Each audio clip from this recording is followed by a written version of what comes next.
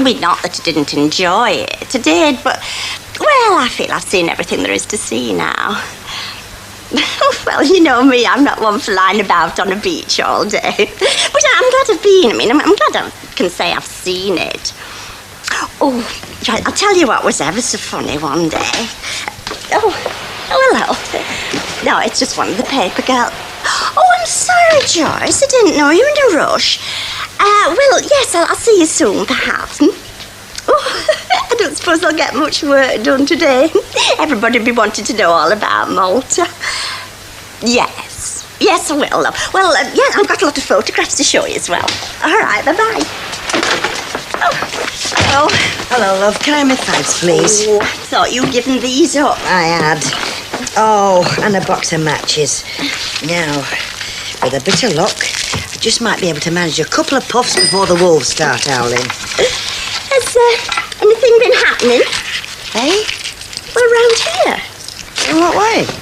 I've been on my holidays, you know. I'm only just back this morning from Malta. Hey, I was telling my... Are these cigarettes damp because they taste dead musty? No, I've only just unpacked them this morning. I suppose it must be me, then. No, I was just telling my friend, you know, about Malta. Are you sure you've not had these in a damp place because they taste dead funny? Oh, look, would you like me to change them? Yeah, I think perhaps you'd had these once before. Yeah, OK. Oh, thank you. Anyway, look, what I was saying about ringing my friend about... Now then, shall I or shan't I? No, on second thoughts, I better not, eh? Ta. See you. Bye. Oh, hello, Rita. You're back. Yes, I am back. And nothing's changed. Oh, why do people have to be so rude? I was just trying to tell Elsie all about my holidays, and all she could go on about were cigarettes and where they must in. Did we keep them in a dry place? Oh, lovey, admit it. Other people's holidays are boring. Well, I listen. If somebody wants to tell me about their holidays, I've got the good manners to listen. Ah, well, that's because you're St Mavis. Oh, I wish you wouldn't say that. Well, lovey, I mean, if we're all like you, everybody'd be listening and nobody'd be talking. Anyway, it's lovely to have you back. Thank you. So go on, tell us. Tell us about your holiday. Well, you don't want to know. I do. You don't? I do. Well, it's not very interesting, really, but... Well, I was just on the telephone talking to my friend Joyce, and... No, I was telling her how Malta's very foreign in one way, and yet it's ever so English in another. For instance, Emily and me, we walked out of the hotel one morning. Hey, isn't it today that paperback fella comes? Do you wipe the crumbs off that cloth? No, there weren't any. Well, there aren't now. They're all over the floor. A few crumbs on there. Yeah, they've got to be cleaned up, though, haven't they? Unless you want the place looking like a pigsty. I'll see you about 1. Oh, Brian, can you get yourself a barn cake or something? Flipping heck. Well, it's just I've got so much to do this morning. I've got to go to the clinic. I've got the shopping to do. I don't fancy a barn cake. I fancy something proper. This is my house, you know. I do live here. Well, it's a pity you don't think of that when you're out pubbing it, isn't it? Or living it up with your mates in Liverpool. I didn't go, did I? And I told you that's forgotten, so don't drag that up. Yeah, all right. Come on home, then. I got them chip steaks. We can have them. Great. A couple of them will do me fine. You can have one. Do you know how much they cost? 1? Brian, we're cutting back, and cutting back means having one where we used to have 2. I know you've hidden that rates bill, but you can't hide the fact that we've got to find £158 from somewhere. Go on then, where? I don't know where. I'm giving you all the housekeeping I can. There's no overtime. What do you expect me to do? Plant a flaming money tree in the garden?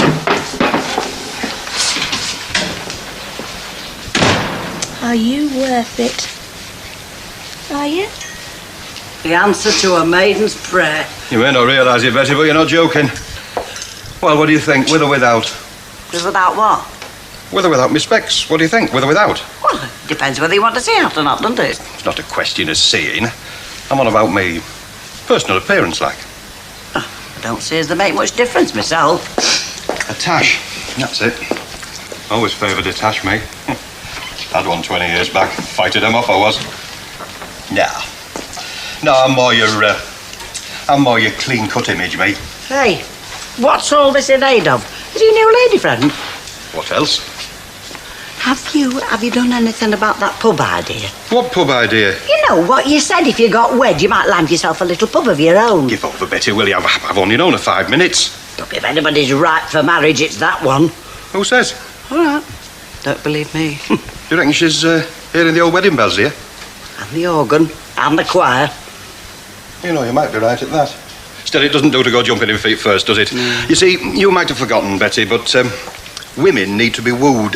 Oh, well, you get on with your wooing. And while you're wooing, her eye might light on somebody else. What are your sausages like? Lovely. Oh, how are chips in here? They're lovely and all. All right, I'll have lovely sausage and lovely chips. You don't do lovely peas as well, yeah? Yeah. Give us some lovely peas. Well, now, Vera said that Jack was sweating up top line at their place. Yeah, I know, love. I heard there'd been some trouble. He's not been in for nearly a week now. Who isn't? Your boyfriend, Oh, Wally. my boyfriend. Well, he's very busy doing his homework, you know. He has to pass his O-levels. You can kid me as much as you like. I know you miss him. I tell you what, I won't miss if I throw this at you, will I? Hey, isn't that lovely? The girl at our place, it packing her mother makes them. Ah, Nicholas will love that, won't he? Isn't it lovely? Hey, listen, love, I've got me shopping hour tacked on this afternoon, so I'll be going out to Brian's with it. Oh, aye. You may not know it, sunshine, but you are being used. It's delightful. It's only a little handkerchief, but it's very delicately worked. I thought you'd like it. Oh, I do, dear. Tell me, did the holiday work? You mean, Well, it was planned as a sort of therapy, wasn't it, after the trouble you had with Arnold? yes, and to that extent, I suppose, well, I certainly feel more rested. Good. How was Mavis? Well, personally, I'd have preferred to get out and do more sightseeing. Mavis was more for staying in the hotel and socialising. I wasn't all that keen on meeting people myself, but it was very nice. Next time, dear, you and I must go together. We have much more in common. Oh, hello, lovely. Did you have a lovely time? Very nice, thank you. Oh, I'm glad to hear it. Good. Hello, love. You made it then? Am I a bother? Of course you're no bother. I'll get you a drink. Do you fancy something to eat? Oh, yes, I might have a bite. Well, here's the menu, such as it is. Old shirts? Oh, well, all mine were in with the wash, you know, that went on the tip. I mean, how'll do? I'm not proud. Oh, it's not a question of pride, mate, but you'd have to knock off 2 or 3 stone before mine would go anywhere near you. Anyway, I use all mine for all my old ones for working in. Oh. Still, you don't have that trouble, do you? No. No. Excuse me, mate. Don't turn round. But who's that man you've just pushed past at the bar? Oh, Len Fairclough. The one with the big stomach. Oh, that'll be Oggy. No, they've both got big stomachs, but I think Stan Ogden's favourite. Well, he is funny. He's just been trying to catch old shirts off that other one. Oh, that's Stan Ogden, all right. He's from the poor end of the street. Hey, Oggy, is that right? I hear you've been doing a Lady Godiva, you know, up and down the street bareback like. I don't think that's funny. No, it isn't, mate. Look, I've got a couple of spare shirts if you want. I'll dig them out for you. Oh, thanks very much. Shall I have the same trouble over there with Len's? He said they wouldn't fit. Yours will. Take no notice, love. You're a fine figure of a man. You reckon? Of course I do. You're a fine figure of a woman. Now, Freddie.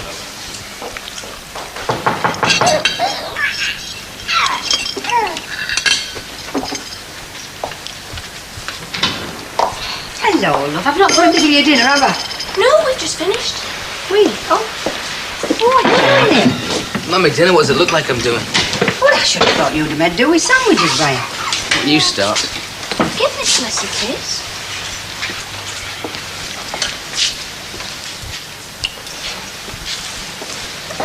Don't I get one?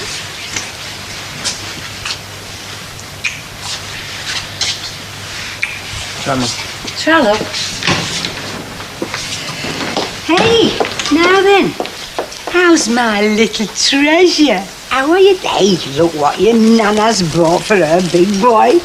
Now then. Oh. There, then, look at that. Isn't that nice? You shouldn't keep doing that. Oh, I can't resist it. Look at this little quack quack. Hey. Ah, Brian sound a bit under weather. There's nothing wrong with him. Can't fool me, you know, Gail. I'm his mother. I'll fill the pot. I saw a fella doing that once, staring into his pint pot as if he wanted to dive into it. I said, what's the matter? He said, no, I'm trying to exercise mind over matter. Trying to get this pint pot to fill itself up.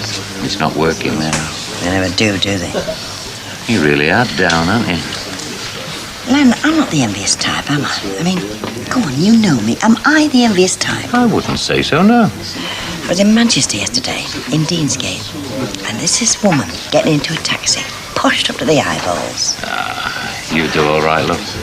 It's hard, Len. It's getting harder. No, there she is, coming out of this shop. 2 assistants carrying her boxes. She gets into this taxi, and I think to myself, why? She's probably going home to some posh house, all the money in the world, and there's me, working my guts out in a grotty cafe, living in a grotty street. Well, if the truth were known, she'd probably no happier than you are. Heaven help her. You're getting me depressed now. Cheer up, eh? I'm fine. See you. Hello. Somebody needs you there. How are you then? I'm fine. Happy New Year. Hasn't been that long, has it? Oh, I thought you'd have the country, that's all. No, nothing like that. I've been doing a fair bit of travelling, though. North East, Liverpool, Scotland. Been buying up a lot of second-hand machines.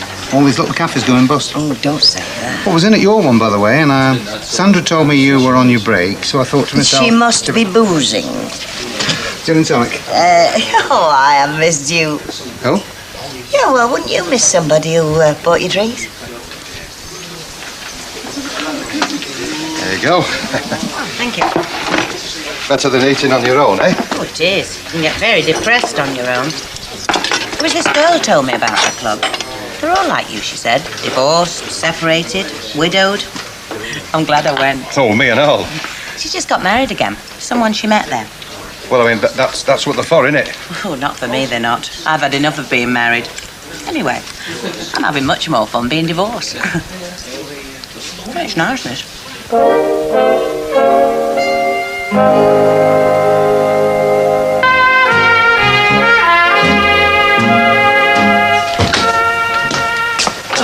Hi.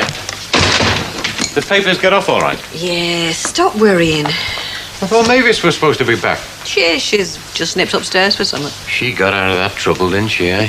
Took the right flaming fortnight. The paper lad's on strike and she's in flaming Malta. Oh, don't go on at her. I mean, it's no use upsetting her on her first day back, is it? Anyway, it's all over and done with now. What's over and done with?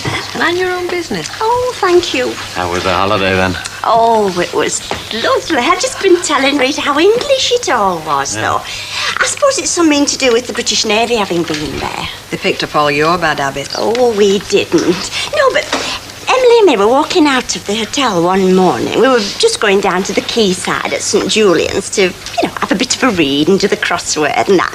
And there were these 4 little boys sitting on a wall. Well, one of them shouted out, "Hey, miss, you drop your papers." Of course, I turned round and, you'll never believe it. They all shouted April Fool. Marvellous. Isn't it? She goes all that way and still gets caught for April Fool. Oh, I was merely illustrating a point. I know. You did. Well, I brought your present back. It's a pendant. Don't suppose you like it, though. Oh, now I feel awful. Good. Yours is a sailor's head wall plaque, Mr. Fairclough. You shouldn't go spending your money on us. No, I'm beginning to realise that. You are rotten, you. See, the trouble with you is you don't face facts. I mean, you heard what our client said the other night about can't fathom out why fellas get married. He shouldn't be saying things like that, Bert. It's only 5 minutes to come out at church. All right, I know, but there's no need to make it worse, is there? You see, cheering them up is one thing, but interfering's another. If you want to do something useful, take her to pictures tonight, something like that. Take her out of herself. Oh, do you know, love, I think I will. Take me out of myself and all. Oh, Creamer versus Creamer's come back to Roxy. Are you joking? Oh, no. No, perhaps I better take her somewhere else. Oh, hello. I had a word with Jim. Jim who? Jim Sedgwick. The bloke who owns this place. Oh. About putting your machines in. Oh, what did he say? Well, he said he'd think about it, but I'll keep plugging away. Ta. So you do think about me sometimes, don't you? Yes, of course. Every time I need a drink. Right, you're on. One good turn deserves another. I'll take you out for one tonight. Oh, it could be arranged. Ah, great. Oh, you glad we're going, are you? Yeah, it's a good fella's night on TV tonight. So you ladies can stay out as long as you like. Did you hear that? We can stop out as long as we like, because all his favourite programmes on telly. Ah, there'll be no arguments tonight. That'll be a change. Do you know where everything is? No, Livy, you know. Oh, I thought I'd seen you somewhere before. Right, go on then. Hot gossip's on in a minute. Yeah, well, don't have it on too loud, unless you want to walk him round the bedroom. Bless him. Come on. It's all right. Try, love.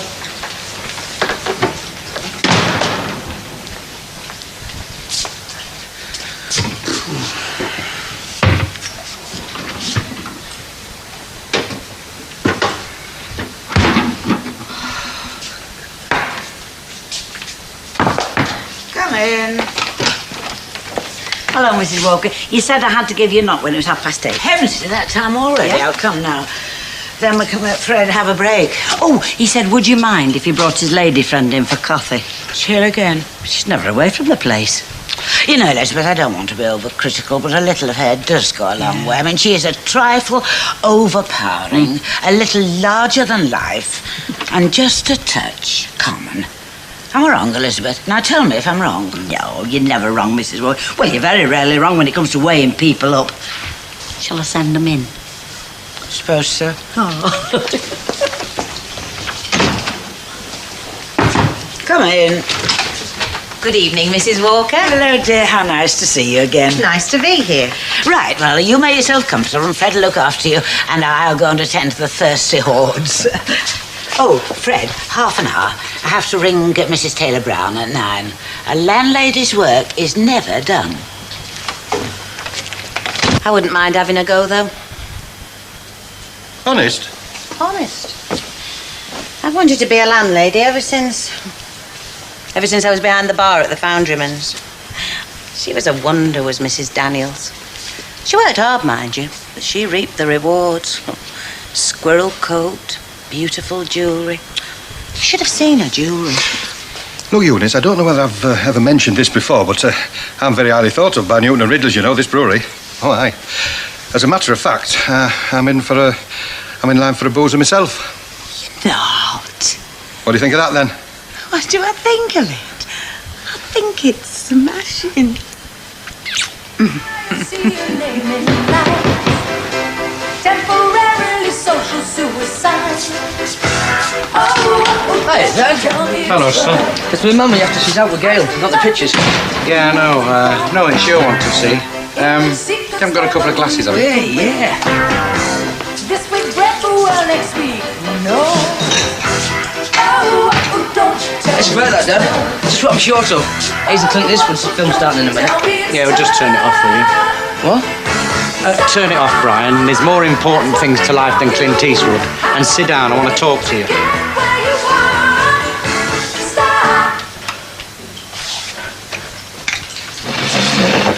What's this then? Fatherly chat.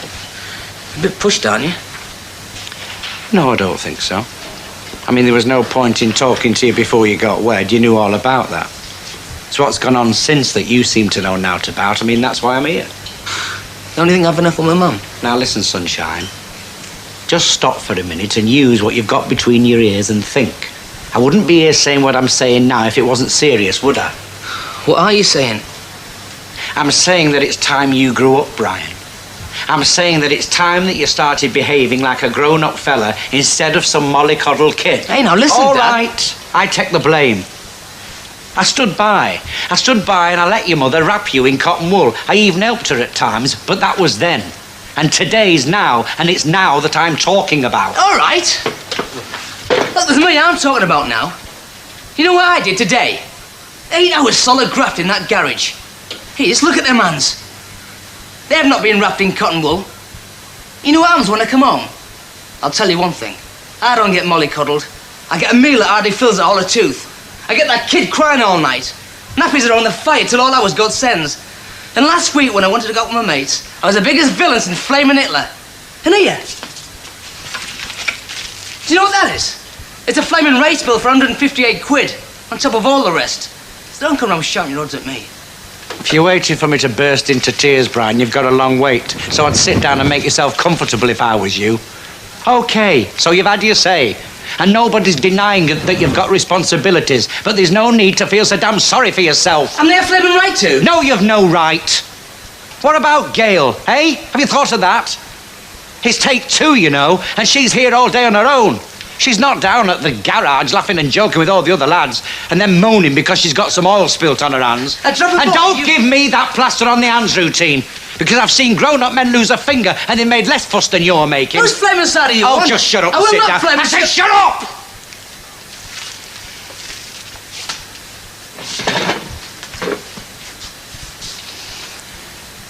Now listen, Brian.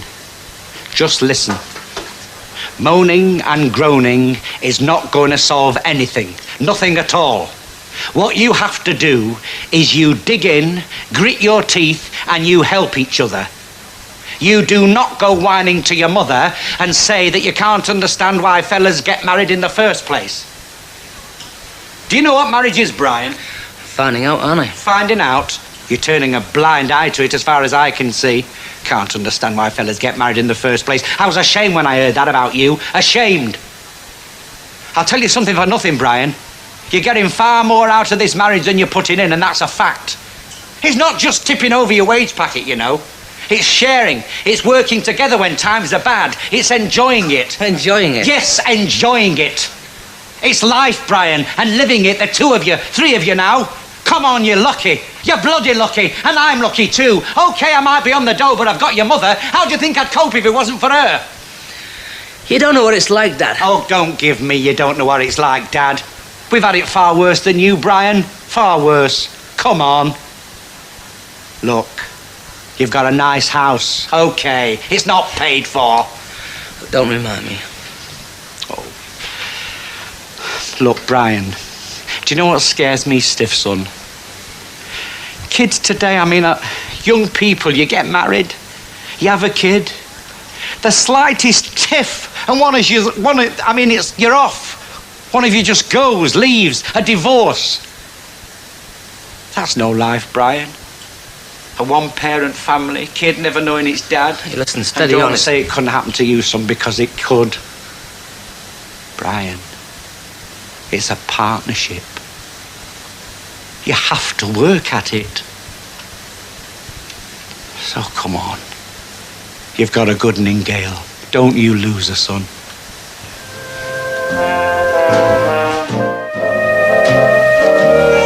Brian! It's 20 past. You can tell the time, you know.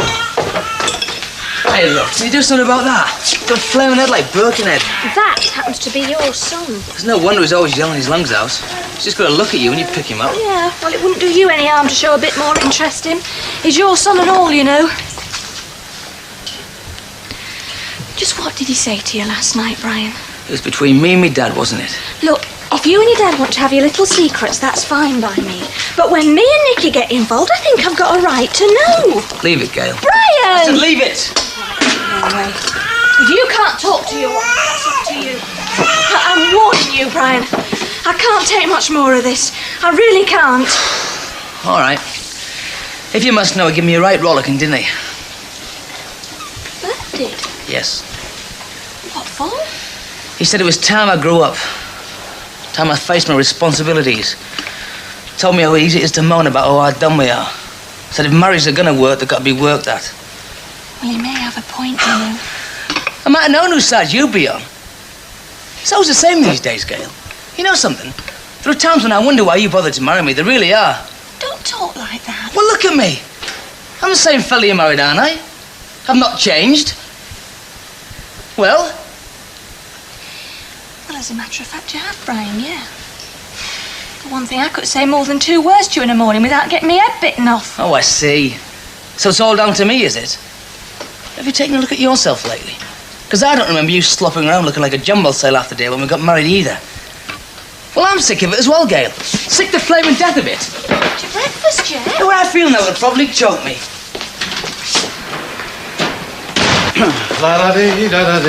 We're beginning to worry about you, you know.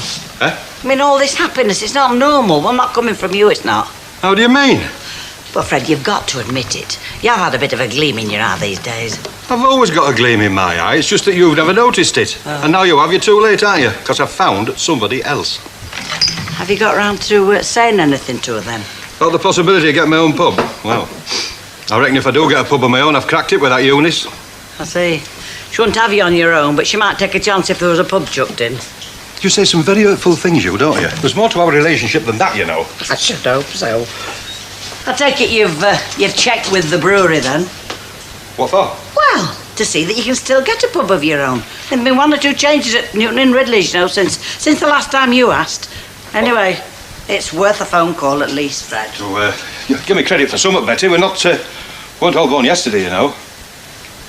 Tiptoe through the tulips, la-da-dee-dum, la-da-dum. You must have something going from that Wally Randall, and I don't mean fruit machines either. Well, what's that supposed to mean? You, look at you. You were nearly demented yesterday because you hadn't seen him since last Preston Who was? And this morning you're as sharp as a razor with a smile you could make toast on. What did he do? Take you to Paris for the night on Concorde? Well, if you must know, he took me to Macclesfield in the van.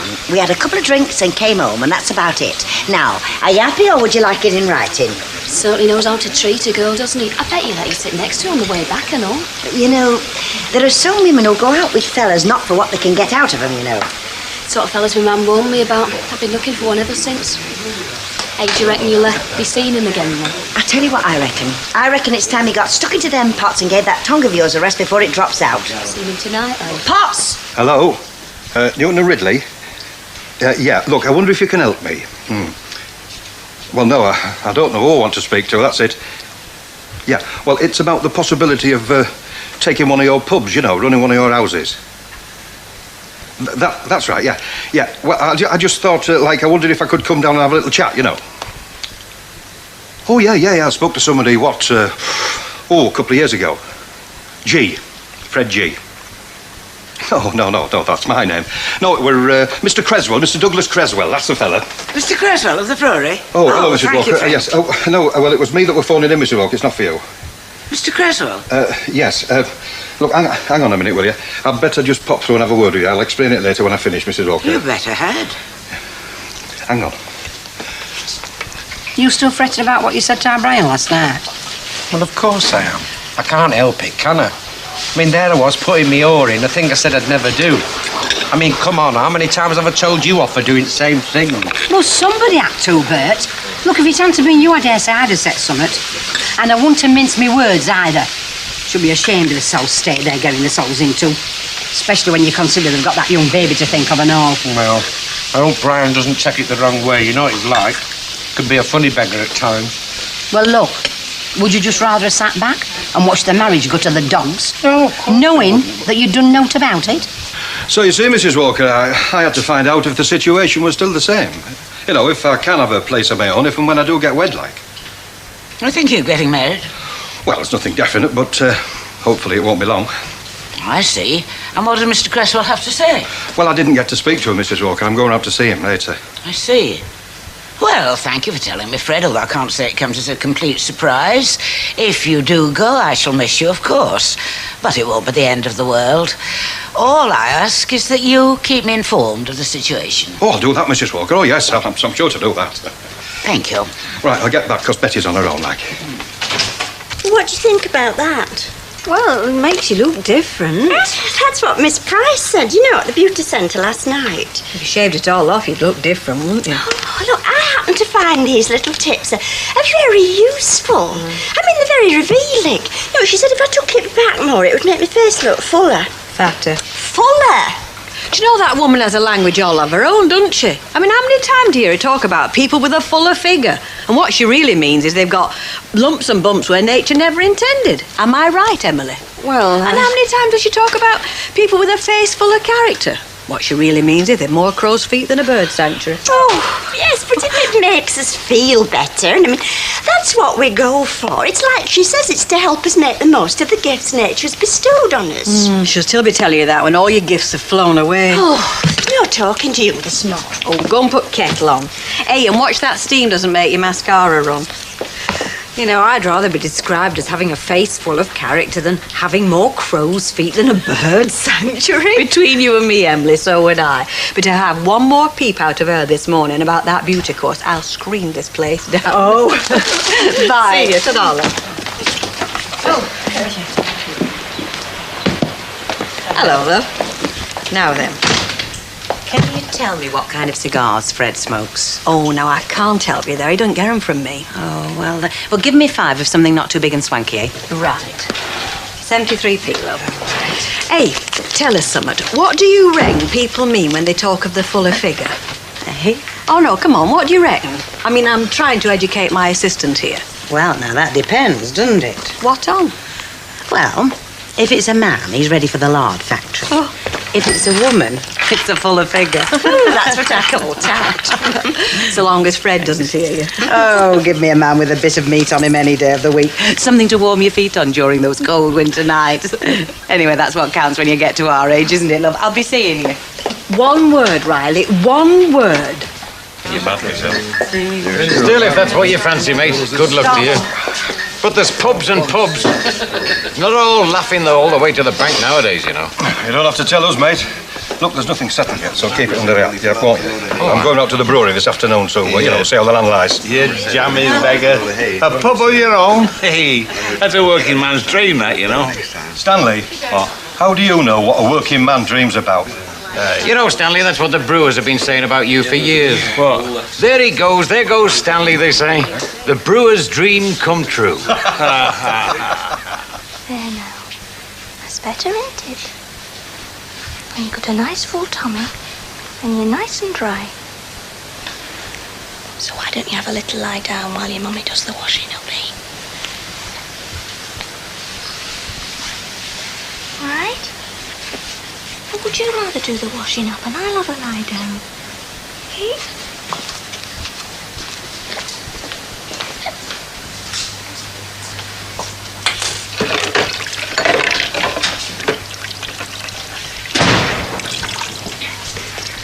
What are you doing here? Well, actually, didn't I? You've not gone upset Ron Sykes again, have you? I've not got the sack if that's what you're thinking. I'm no testing the car. I had to come and see you, didn't I? Yeah, well, you're lucky I'm still here after the way you behaved this morning. There's plenty you wouldn't have been, you know. Yeah, I know that, love.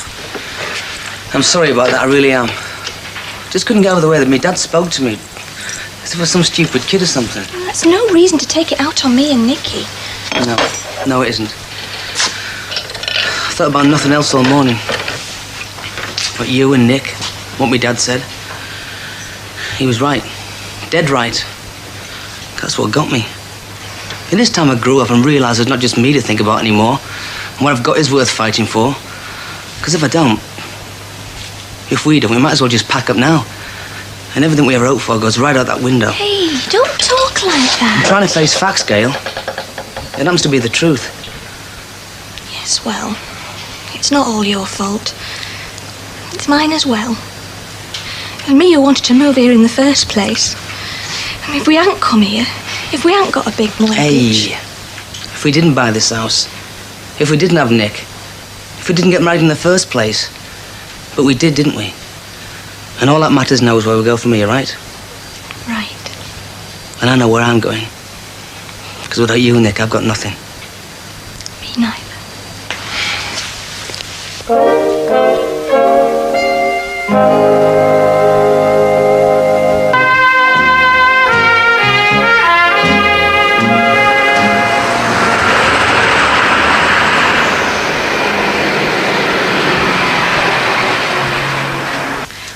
I think that's the right shade. They all have such exotic-sounding names, don't they? Well, you must admit, Bermuda Glow does sound a lot better than Mucky Brown. I suppose you do. That it, then? Oh, I hope so. I knew there was something I'd forgotten when I was in this morning. Bye. Bye-bye, love. Oh, hello. Hey, where's the fire? Yeah, I've not got much time, but it's Mavis I'm after. Is she in? Do you know, perhaps I'm wrong. Perhaps there is something in this beauty lark. Hey? Never mind, love. You're too young to understand. Mavis, there's a big honking fella here wants to know if he can have you on toast for his tea. Oh, hello. Oh, take no notice of her. She's had it on her ever since we opened up this morning. I think she's at a funny age myself. Well, if I am, it's not making me laugh, I can tell you. What can I do for you? Well, I was wondering how you fixed for babysitting. When? Tonight. Oh, no, I'm sorry, I can't. I'm going out with Emily. Oh, I see. Oh, well, if you can't, you I can't. am sorry. Was it a special occasion? Yeah, it was, but thanks anyway. Hang on. Hey? I'm too long in tooth, am I? You? Well, I do know one end from t'other, you know. And they're not that difficult at this age, are they? Well, you're not working tonight? No. Well, what about Len? He doesn't need a babysitter. And if you keep chucking excuses at me like that, I'll begin to think I'm not wanted. I'm sorry, I just didn't think of you. Well, can you make it about 7? Try me. Right. 7 o'clock then. I'll see you. Right. Try. Well, don't look at me like that. You that said I was at a funny age. Hey up, must be working. What must? New perfume of yours, what was it? Essence of sausages. Lover boys in. Now, look, Sandra, I've just had about enough of you for one day. If there's any more of it, just... Hello, Wally. Well, Elsie. You were saying? What are you doing here? Well, I fancied a cup of tea, and as the shop that side's a paper shop and that side's a dry cleaners, I thought I'd come in here. Daft beggar. I thought you'd gone out of town for the day. Yes, I had. I got through sooner than I thought. Couldn't have to do with that cup of tea. Yeah. Hey, why don't you come and sit down for 5 minutes? I'd love to, but you can see how I'm fixed. I'm not useless, you know. Oh, thank you. My feet will be grateful to you forever. Oh, do you want something to eat? I forgot. I'm starving, actually. Look, I'll get your menu. No offence, Elsie, but I thought I'd go somewhere else tonight. Oh, anywhere interesting? Well, nowhere special, no. I thought I'd have something to eat in town and then go on somewhere afterwards. You know, there's a couple of films I'd like to see. Thank you. Oh, I can't think of the last time I went to the pictures. No? Well, it's not much fun on your own, is it? I can't say I've ever really thought about it. You know, if I want to go to the pictures, I just go. Simple as that. Well, if you want anybody along to unwrap your chalk ices... Oh, well, look, I mean, you know, if you'd like to come with me tonight... No, you daft beggar. If you want to go on your own... No, I didn't say that. Well, it just so happens that my ticket to the Lord Mayor's Ball have got lost in the post, and I do happen to be free. Come in.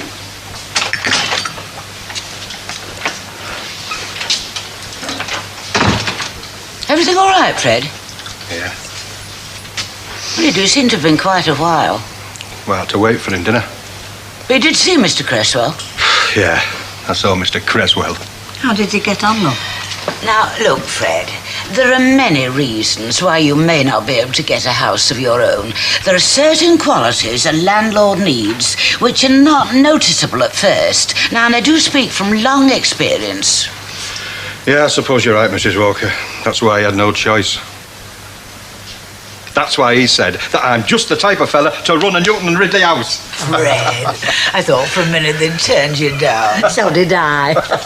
A man of my charm and talent. Not to mention modesty. Sorry, Mrs. Walker, I couldn't resist that. I'm very pleased for you, Fred. Sit down. Thank you. I wonder if I could ask a favour, Mrs. Walker. Yes? I wondered if I could borrow the Rover. Take Eunice out somewhere special, you know. Bit of a celebration. Look, I won't drink and drive and I'll bring it back in one piece. Very well, but you do promise to be careful. I'll treat it just as if it were my own, Mrs. Walker. I'm quite sure you will. Oh, I'm sure you'll feel like a drink after your ordeal. A drink? Oh, I could murder one. Elizabeth, do bring another cup for Fred. Yes, Mrs. Walker. Hey, you look good enough to eat. All right, I believe you. You don't have to prove it. Hey, is Nick okay? Yeah, he's fine. And thanks. What for? Tonight, it was a smashing surprise. Hey, it's the least I could do. After the way I spoke this morning, I'm lucky I've still got a roof over my head. Well, I'm lucky to have a fella like you. Yeah, I'll get that.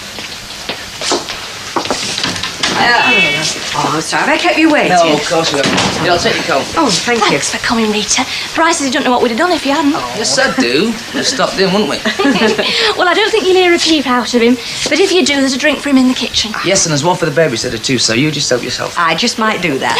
And if you want to watch telly, take him upstairs. He'll be all right in his carry cup. Listen, if you'd rather he took me out and you stayed in, it can be arranged, you know. I do go on a bit, don't I? Well, don't blame you. I reckon I'd do the same. Right, well, we'll not be long then. Look, stop worrying. Just get out. Enjoy yourself. Go on. We'll try. Ta-ta, see you. Ta.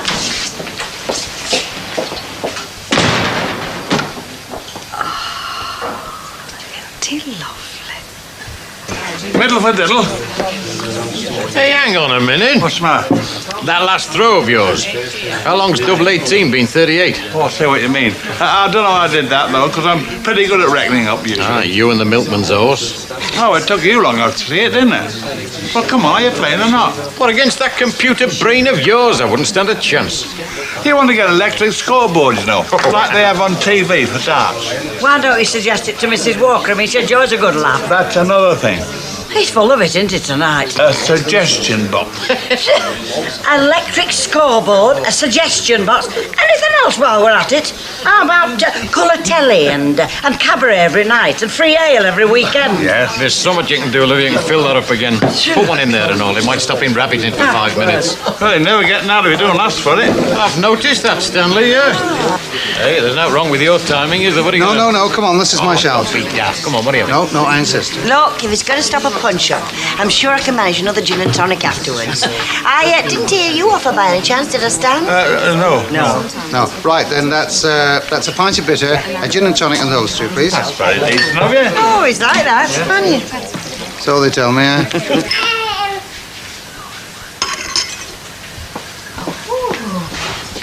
Well, then, come on. Did Auntie Rita waken you up? Come on, then. Hello, little darling. Hello. Come on. Did I waken you? Well, that's better, isn't it? Eh? Oh, you're going to break a few hearts when you grow up, laddie, aren't you? Eh? Rock-a-bye, baby, on a treetop. When the wind blows, the cradle will rock. I don't care what night it is. Hello. We thought you'd be in here. Hey, all right. Are these seats taken? They were, but they're not now, so park yourself. Are you on your own? Well, it looks like it, doesn't it? I meant, what have you done with baby Nicholas? Rita's looking after him. What, Rita Fairclough? What you had to leave him with her for? I mean, what's up with us? Hey. Nothing's up with you, ma'am. It's just something we decided on the spur of the moment. And Rita was handy and she said okay. All right. And, listen, we'd like to say thanks. Thanks. Yeah, to you, really. What you said to Brian. He didn't take too kindly to it at first, but we've thought it out, and we think you're right. Yeah, dead right. It don't make it any easier, but at least we know where we've got to go. There you are, you see. I told you it would be all right in the end, didn't I? You? You've been worried sick all day in case they never spoke to you again. Whatever gave you that idea, my sweet? I'll tell you what, love. I bet they don't get many drunks in here. The time it takes to get a drink. Oh, very amusing. All right. I can take a hint. Come on, you can help me carry him. Betty, love. If it's as bad as all that, why do you stay there? Well, I've no choice, have I? I mean, you tell me where I can get bed, breakfast and an evening meal for what I'm paying. Oh, I don't know. It could be arranged. Free use of the crewage and all that. My office still open. Well, your place, you mean? You could do worse. I am doing worse. Well, look, I tell you what, why don't you come round, have a look at the room? I mean, you've nothing to lose, have you? Nothing at all. Very good.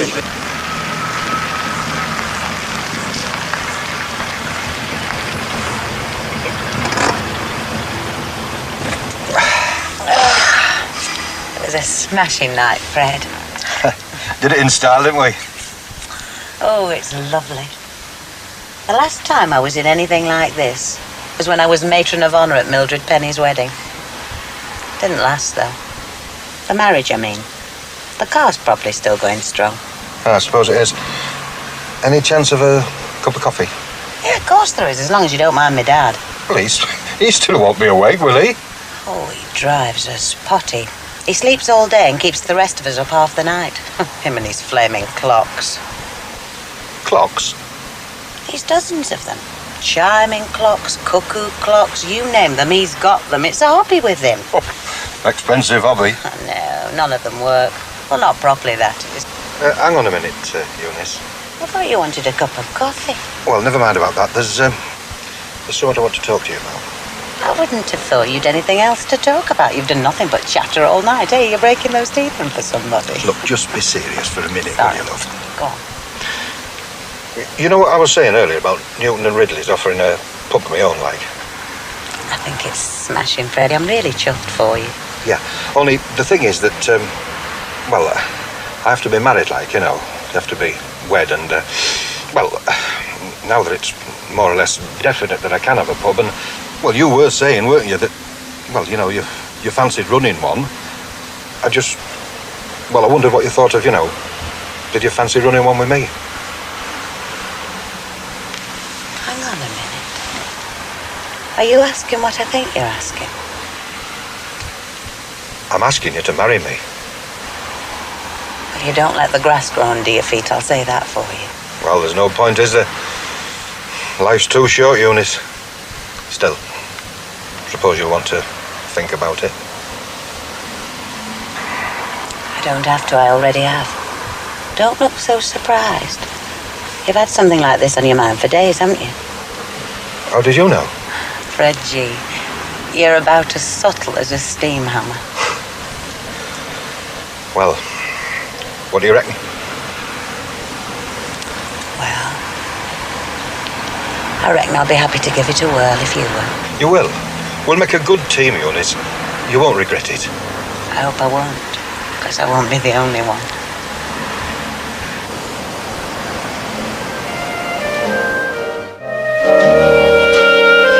And it is a very exclusive restaurant.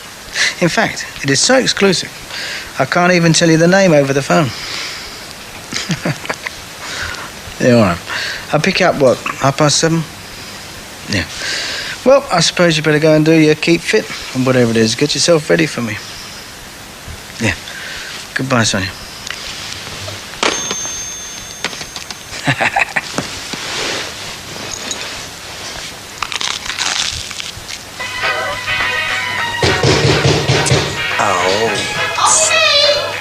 Oh, hello, Hilda. Oh, only I've run a bit short, Elsie, love, and I knew you wouldn't mind. What are neighbours for? Yeah. I mean, I wouldn't be alive today if you hadn't come round cadging, would I? Hey, you've never forgotten that, have you? No, well, what is it this time? Sugar? Well, I said yesterday you should have taken the old bag, didn't I? No, a spot of lard's what I'm after today. Only Stan's very particular about the way I do his sausages. Is it? Well, perhaps you'd help yourself, Hilda. You can see I'm a bit... Oh, yeah, you stay where you are. Yes, it's second cupboard. Oh, right. I always keep a bit in. Yeah, best way. Yeah, I never know when you might need it. Getting yourself all dolled up, are you? Oh, it's all right for these fellas, isn't it? I mean, a spot of brilliantine and they're done, aren't they? But us women have to have us little secret ways, don't we? Yeah. I believe you're walking out with a fella. That's if what our Stan says is out to go by. Oh, come on, be fair, Hilda. Whenever was what your Stan said out to go by? Well, he seen you in the Rovers. Said he thought his name was, Wally somewhat or other. Keeps his ears open, your Stanley, doesn't he? Yeah. Be keeping his mouth open all, waiting for them sausages. Oh, yeah. Well, I can't stand here chatting all morning, can I? No. No, well, I'll pay you this back soon as I get round to the Robertses.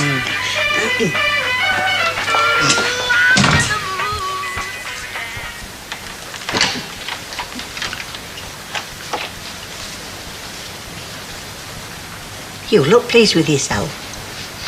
Hello, Betty, love. Hey, the look you had on your face then. Well, I'm all right to be pleased with myself, haven't I? Want to know why? Why? Well, I went out with Eunice last night, weren't I?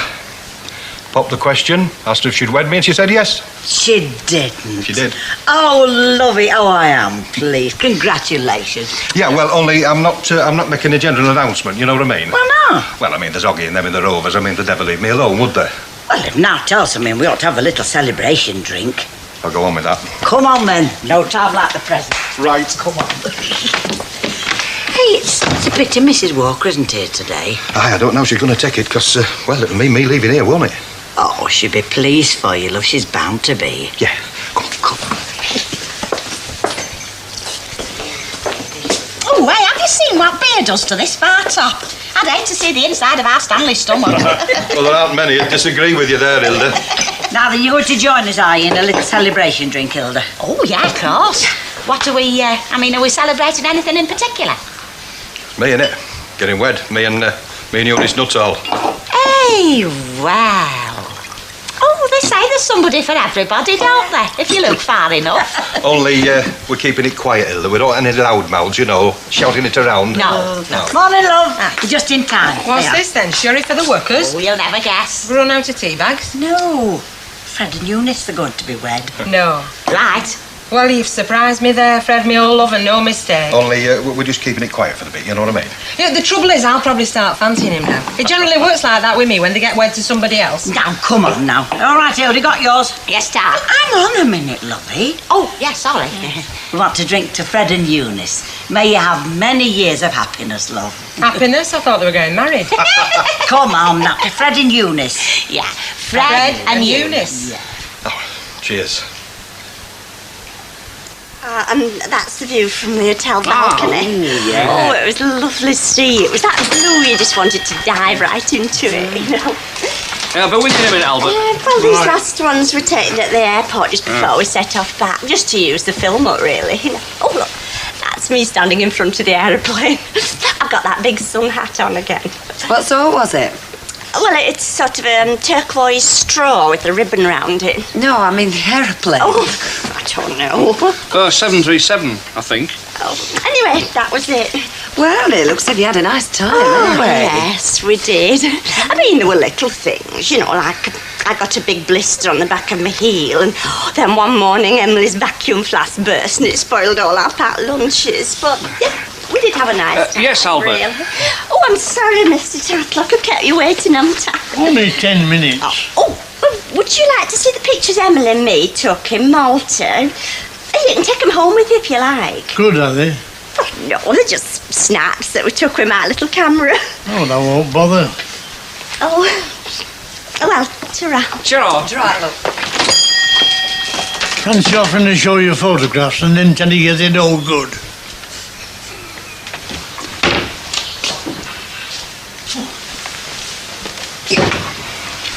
Well, Hello, mate. oh, that's very nice of you. I mean, usually I go to the Rovers for a pie and a pint, you see, but I don't mind a change now and again. You get your eyes off. These are for someone a bit more shapely than you, mate. I got a present for you. What? That's a waste disposal in there, you know. Not a device for chewing up teaspoons. Is that all it was? Yes! And you're going to send me the bill for that? Well, of course I am. I've been half the flipping day putting it back together again. Ah. Well, I'll tell you what. Bill the factory. Call it routine maintenance. Let the firm pay. The firm pay. Yeah. Then I'll buy you that pint you've been on about. I'll just put this in the fridge.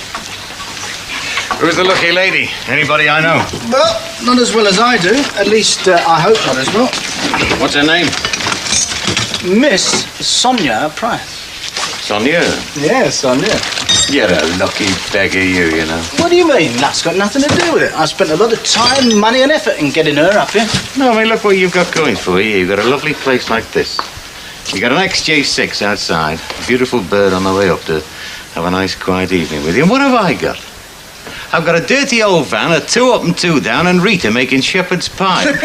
No, I mean, where did I go wrong? What's the secret? I'll tell you, shall I? Well, I wish somebody would. Well, I decided what I wanted, and I went out and got it, but you don't really want it. You what? Well, if you had a chance to change places with me now, you wouldn't take it, would you? Just give me the chance, mate. Oh, no, I'm not going to. No, I didn't think you would. Well, I'll tell you, there are millions of fellas in this world all saying how they wish they could get rid of their wives and what they would do if they could, but given the chance, not one of them would take it. You think so? I know, sir. I should have left that flipping teaspoon down there, you know. Fellas like you, the way you live, you deserve to have something go wrong. Well, you can have them if they're any use to you. Now, this is supposed to give your hair golden highlights, and the lotion is supposed to leave your skin velvety soft with the odour of wild strawberries. At least that's Susie Birchall's theory. Oh, they've not been there since she went, have they? Won't have gone off. It was just that I was clearing my bathroom cabinet out and it seemed a pity to throw them away. Well, I'll see. I'll give anything a whirl if it's free, and if you're sure you don't want them. Oh, kid, at my age, the odour of steak and kidney pie gets you farther than the odour of wild strawberries. Here's me order, and I'll call for it on my way home. Right. Hey, hang on a minute. Is this right? Large loaf, dozen eggs, pound of ham. Just as it stands. Oh, as long as I know. Your Martin coming back, is it? No, Hilda, he isn't. Oh, visitors then? Oh, I knew I couldn't keep it a secret. Listen, it's like this. Margaret Thatcher has invited Ronald Reagan and his wife round for the weekend to their place. But as number 10 is rather crowded, they've got no room. So I said I'd put 'em up. Well, they know I've always had a soft spot for Yanks. Well, if that's what passes for her sense of humour, she needn't have bothered divorcing her previous husbands. She could have just bored them to death. Have you ever tried not asking questions, Hilda? Well, it's only 'cause I'm interested in me fellow man. I'm a very caring person, me. I sometimes think I'm too full of warmth and human compression for my own good. And that's more than can be said about her. It's wicked, the price of beer these days. Yeah, the price of oat. Well, I'm sorry, but it's not my doing, love. Not long ago, you could get K-line on 10 bob. K-line. Aye, I know what you mean. Now, you got to save up for a month. Well, you try doing it on a pension.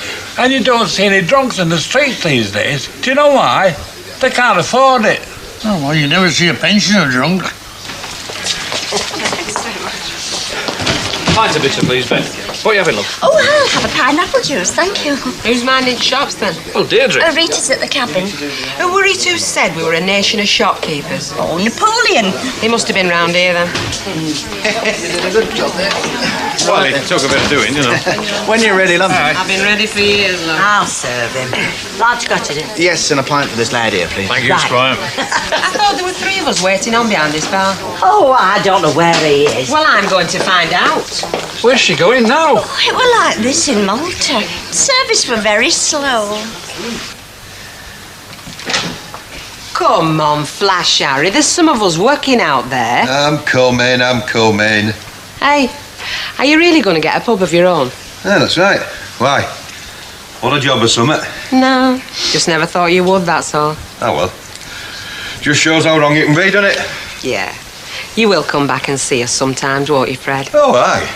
Like now, for example. I'm coming. Look, Oh, I think it's lovely. Hey, Lynch, have you been telling folk about what I said? Not me this time. Oi, oi. Oh, hello, Eunice. Look, I didn't know you were there. You smell lovely. Is that the aftershave I bought? Yeah, are you coming through?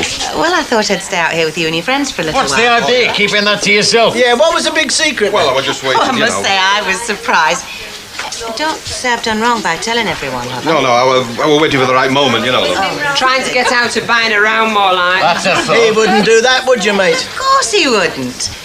Well, go on. What? Show willing. Oh, well, go on then. What you all having to drink? Try a dry martini. Tell me again. I didn't do wrong by telling everyone. Oh, no, love. I mean, why can't you buy your mates a drink at a time like this?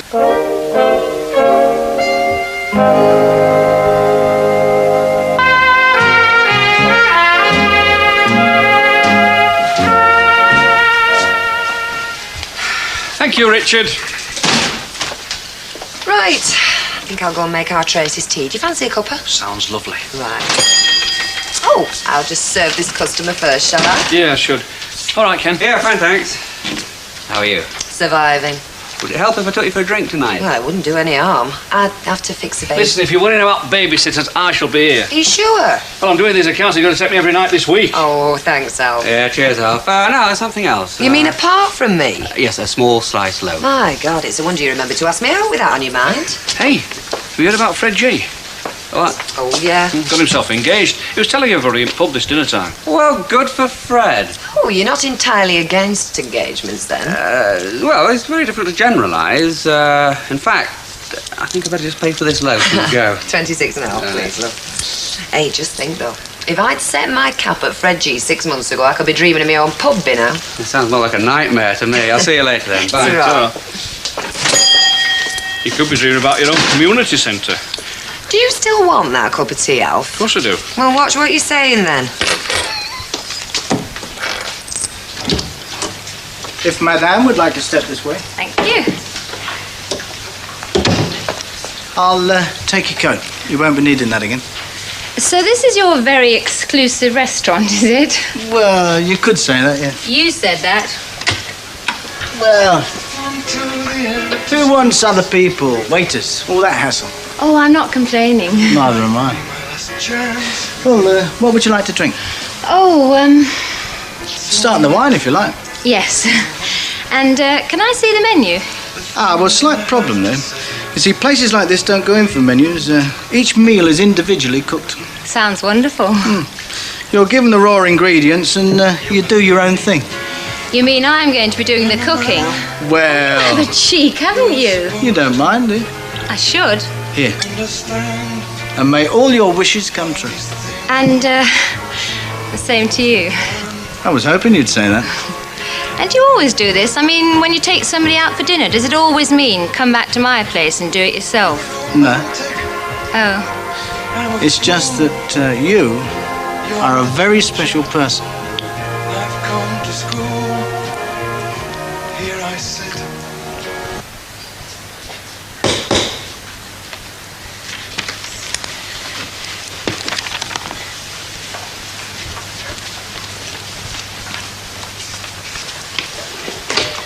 Hello, love. Come in. You know, I just realised that I couldn't remember what number you said, man. I nearly knocked next door that side. Oh, it's a good job you didn't. Why? Is she easily upset? Oh, no. No, she would have been delighted with Hilda. Well, come in and let me give you a quick drink. Well, I thought as we were so close, we could walk down to the Rovers. Come on, I'll buy you a drink. OK, but a quick guided tour of the premises first. All right, if you like. Yeah. Well, as you can see, this is the living room. And I'd want you to use it as your own. I mean, I wouldn't want you to keep to your room or anything like that. Well, that puts you one up on my digs for a start. To tell you the truth, I'd be glad of the company.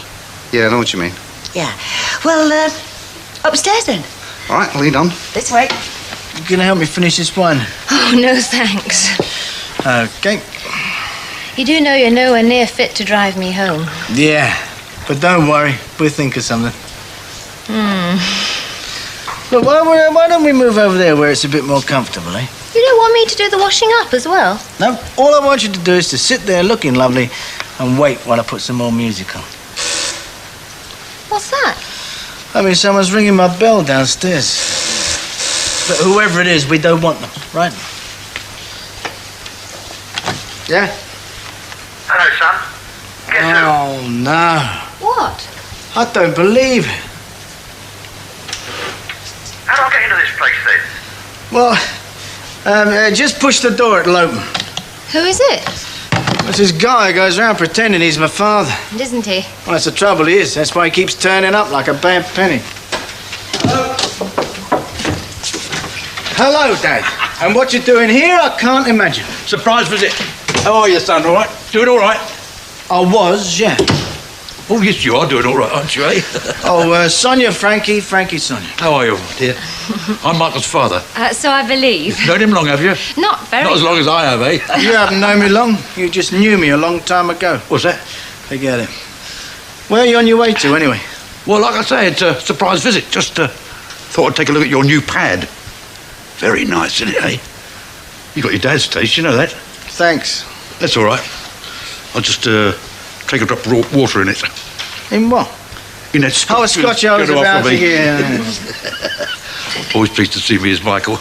Nothing's too much trouble where his old dad's concerned. You know what I mean? Very nice. He's always on at me to come and visit him, you know. So, as I said before, where were you on your way to? Nowhere. 3 hours I've been on my way to here. Yeah. Cheers.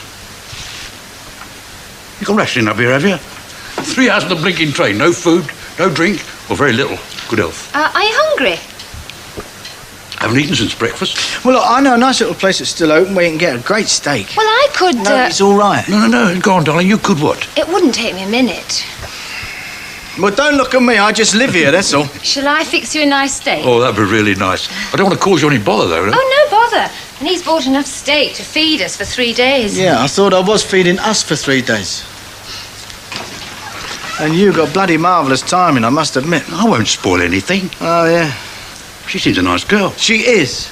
A very nice girl. Well, she's a nice girl. I'm not spoiling anything, am I? I mean, even if it was only a little pub like this, I wouldn't complain. No. Just as long as it was ours. Don't worry, love, we'll make a go of it. I've been practically running this boozer on my own for the last 5 years. It'll be like a duck taking to water, me running a pub of my own. You know, What?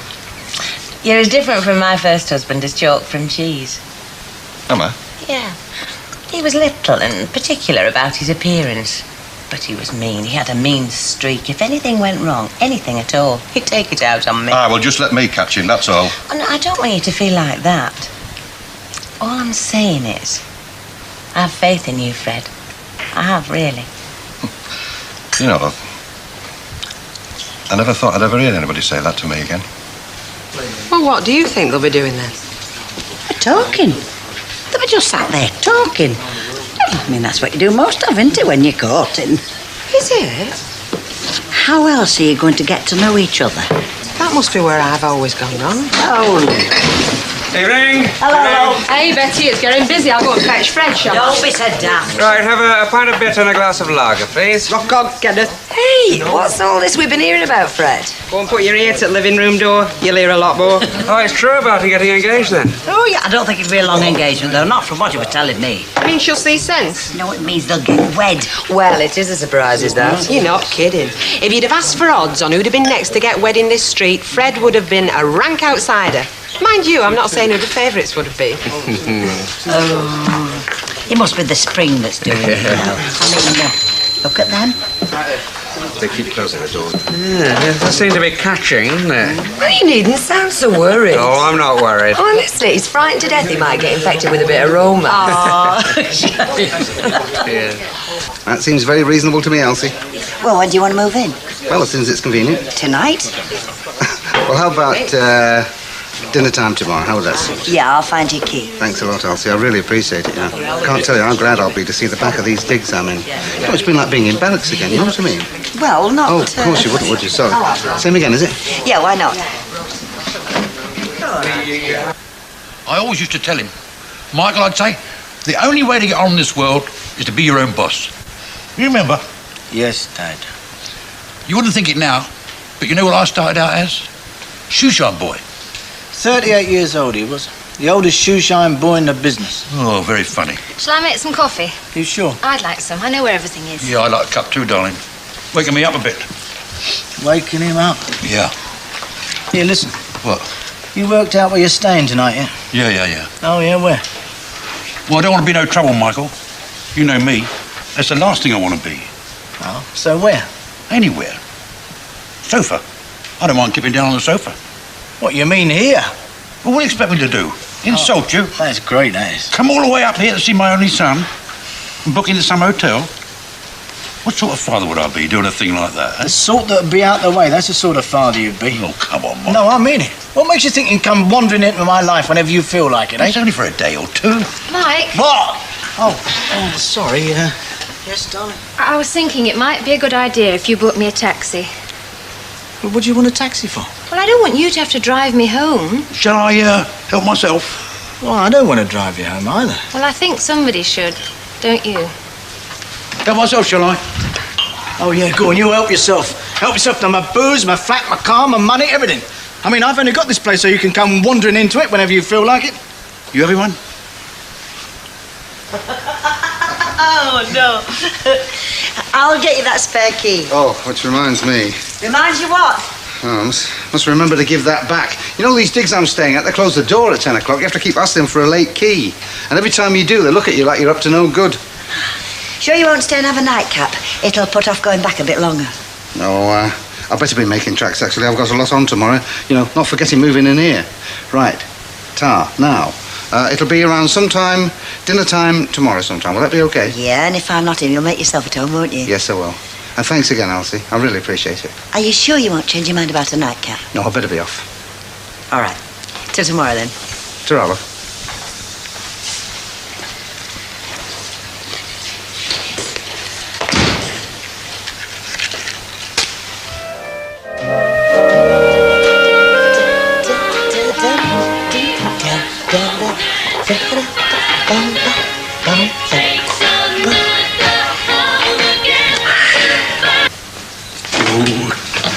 Nice to get up in the morning.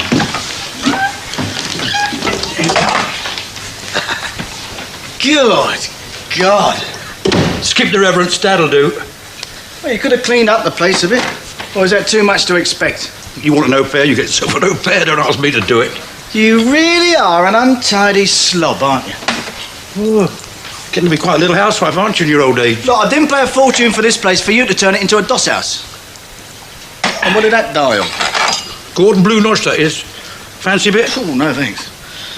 What is it? Or should I say, what was it? It's a lump of meat I found in the fridge. Lump of meat? Yeah. Yeah, that's only my best flaming fillet steak at 50-odd quid a pound. Well, you didn't have no bacon, did you? I don't go in for cooked breakfast, do I? Well, maybe you should. You're looking a bit rough these days. Look at me. Protein first thing every morning. Don't look a day over 50. I bet if you told that bird last night I was your brother, she'd have believed you. Yeah, that was another marvellous bloody bit of timing as well. Spoiled your chances, did I? Don't worry. She'll keep her engine running for you, that one. I must admit, you take after your old dad in that respect. You know, you got good taste for the ladies are concerned. Yeah, well, never mind all that. Just shut up for a minute and tell me, why are you really here, eh? Or shall I guess, eh? Go on, go on. Poppy, loot, money? Yeah. How much is it going to cost me this time? How much did it cost you last time? Nothing, because I said no. Right. This time, I won't even do any asking. Oh, yeah, what is it then, eh? Fuzz still after you, that it, eh? Tell me something, son. Why do you always think the worst of me? Perhaps it's got something to do with 40-odd years of knowing you. Ugh.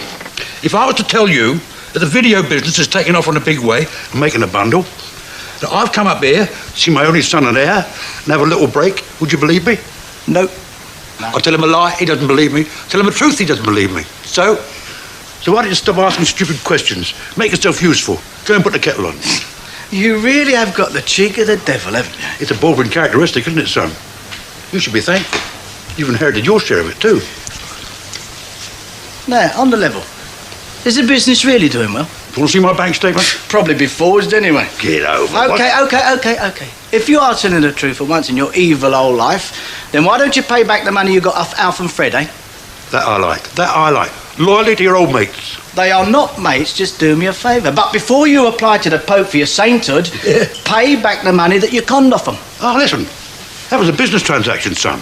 Whatever name it went under, it left a very nasty smell here and I had to live with it. Dad? Oh, well. Leave it to me, son. I'll take care of it. That's what's worrying me. You really are a wicked old git. I wonder how it'll feel being married again. Oh, grand. Now, I'm not trying to put you off, because I'm not like that. No, seriously, Fred. You'll have to do a bit of adjusting, you know, because, well, you've been on your own for a long time. Too damn long. Yeah, so have I. That's why I know what I'm talking about, you see, lovey. You get selfish. You get used to doing the things, you know, the way you want to do them. Well, Eunice is easy enough to get on with. Yeah, but how about you? Well, I mean, our Edna, she never had no complaints. Bless her. We got on well, me and Edna. I'd like to think she were happy for me now, you know. Oh, I'm sure she would be, lovely. Anyhow, Betty, you know, after what you said, would it stop you getting wet again? Who'd I me? I don't know, Chuck. Every pan has its lid, you know, doesn't it? Yeah. Sometimes, you know, Fred, I think, well, nobody could ever take the place of my Cyril. See, you get so blooming lonely. Any in that pot left for me? Hey, guess who I've just seen driving up to the factory with Big Bones Baldwin? His saucy little dad. He's never turned up again. Frankie Baldwin, are you having me on? Well, it was either Frankie or Sylvester Stallone. You know how my eyesight's playing me up in my old age. Right, cheeky little swine, I'll have him.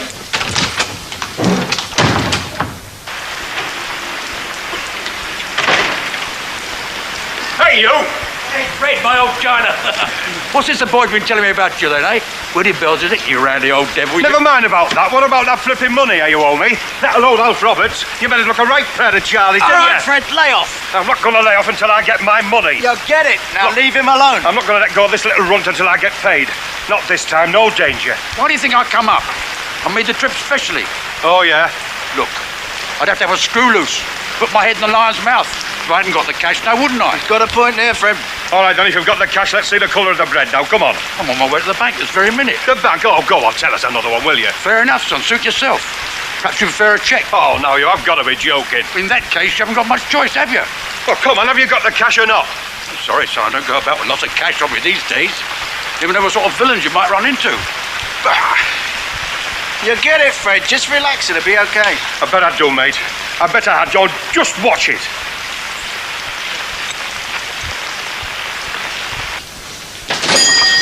Hello, Fred. Hiya, Alfie. I've just seen Frankie Baldwin across the street. Frankie Baldwin? Over there? Yeah. Not a word. Hang about. There's no need for all that. Oh, you got the money then, did you? Well, no, he's just told me he's been to the bank for it. You've never seen him and let him go, have you? He said he's going to the bank to get the cash, innit? Well, if you believe that, you believe anything. You dozy hummer. Well, there's no point in calling me names, is there? What else could I do? You should have gone with him. That's what you should have done. Mike was there. He said it'd be all right, didn't he? Oh, well, that's all right then. Remember what Mike said last time his father was up here bouncing checks? Look, he's come up here under his own steam, Alfie. He's supposed to have got the flipping cash, He'll hasn't be he? up here on some more monkey business, cutting a few more mugs. Won't be for our benefit. Oh, listen, I'm no pessimist. Ask anybody who knows me and they'll tell you. But I bet you a pound to a penny Frankie's halfway back to London by now. Sorry, gents. You've blown it.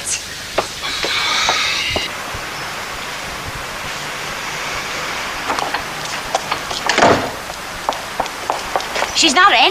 Oh, I know, love. She's at work. You leaving that with her to mind for you? Something like that, Well, I'll take it in if you like. Towel the same, but there's no need. You've got a key. That's right. Did she give it you? Well, I didn't pinch it. Oh, no, I wasn't suggesting. I mean, well, I know you're a friend of Elsie's, of course. No, it's just with us being neighbours, I like to keep an eye out for her. Oh, I'm sure you do. Well, you have to, don't you, with what goes on in the world these days? Well, with you keeping an eye out for her, Elsie hasn't got a thing to worry about. Well, it's with her being on her own, you see. I mean, when she had that fire that time, well, if it hadn't been for me, she wouldn't be here today. I expect she's told you about that. Aye, she did mention something. Mind you, if she was thinking of having somebody to stop with her, well, that'll be different, of course. I dare say it would. It would mean you wouldn't have to keep worrying about her all the time, wouldn't it? Good afternoon.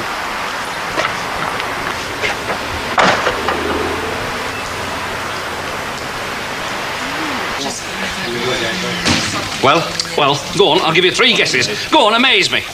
He weren't there. He weren't there. Brilliant. Of course he weren't there. Nobody's seen either head of him since you let him float off this morning. What about Mike? Well, what about him? He's away as well. Business call. Fred saw him at 10. It's what, 12:30? It must be a very long queue at that bank. There is no flipping bank. I've no sympathy for either. Oh, thanks a bundle. Easy to tell your mates are when you're down, innit? Listen, if you hadn't been so blooming greedy, you wouldn't have fallen for his stories in the first place. Hey, what's greedy? Do you mean you say you wouldn't take the chance to get a bit of extra money? Not a fly-by-night scheme like that one would have had more sense. Women do. Yes, they do. Oh, Belto. Oh, here comes your intended. I wonder if she knows what a gentleman she's getting. Hello, Freddie. How's my favourite fiancé this morning? His usual little sweet smiling self, isn't that right, Freddie, love? Thank Excuse me, Betty. What? All right. Can I just have a word? You what? Well, why didn't you say? Betty, Mavis says there's no paper in it, ladies' laugh. Oh, that's Hilda again. She's supposed to see to that every morning. Hey, Stan, why don't you get your missus to do her job in a proper fashion? Well, it's not doing me. Oh. No, you know it is with these liberated career women. Their husbands have no control over them at all. And have you got your ring? Can I see it? Ring? Yes, your engagement ring. I mean, I thought with you getting engaged to Fred, Well, we haven't got around to that yet, have we, Freddie? What's that, sweetheart? Engagement ring. Mavis was just asking. Oh, was she? No, but it's funny, is that? Because Fred was just saying how he wants to buy you a right nice big diamond solitaire. Take the notice, love. If only he hadn't caught a cold on a little business venture, what he's been involved with. I bet you didn't know he was a financial wheeler and dealer as well, did you? Take the notice, love. She's got a warped mind, her. Oh, he's only kidding. He's very fond of me, really.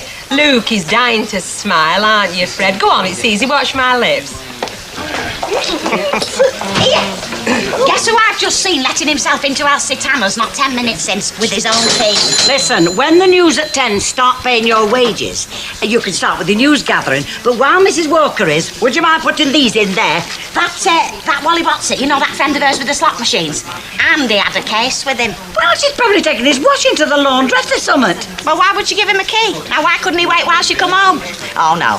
No, I think she's definitely up to something very peculiar there. You know, Elder Love, if somebody was to walk in here now and see you standing in the middle of a pub floor with your arms full of bog rolls, they could very well say the same thing about you.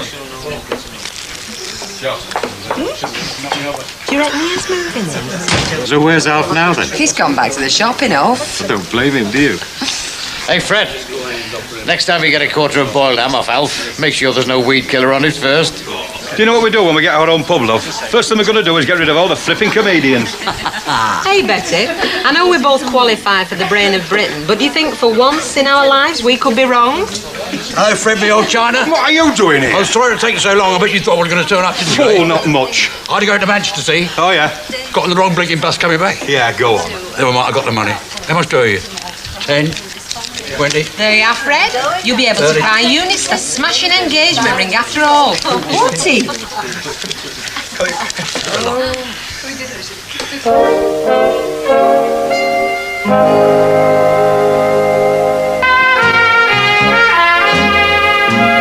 Murder, doesn't it? I mean, what about the police inquiries last time? All been dropped. According to Frankie, the business is in the clear and booming. In fact, he was telling Fred that he left his money in it, he'd make an even bigger killing, to quote him. Well, I bet even Fred wouldn't fall for that. Well, not again, would he?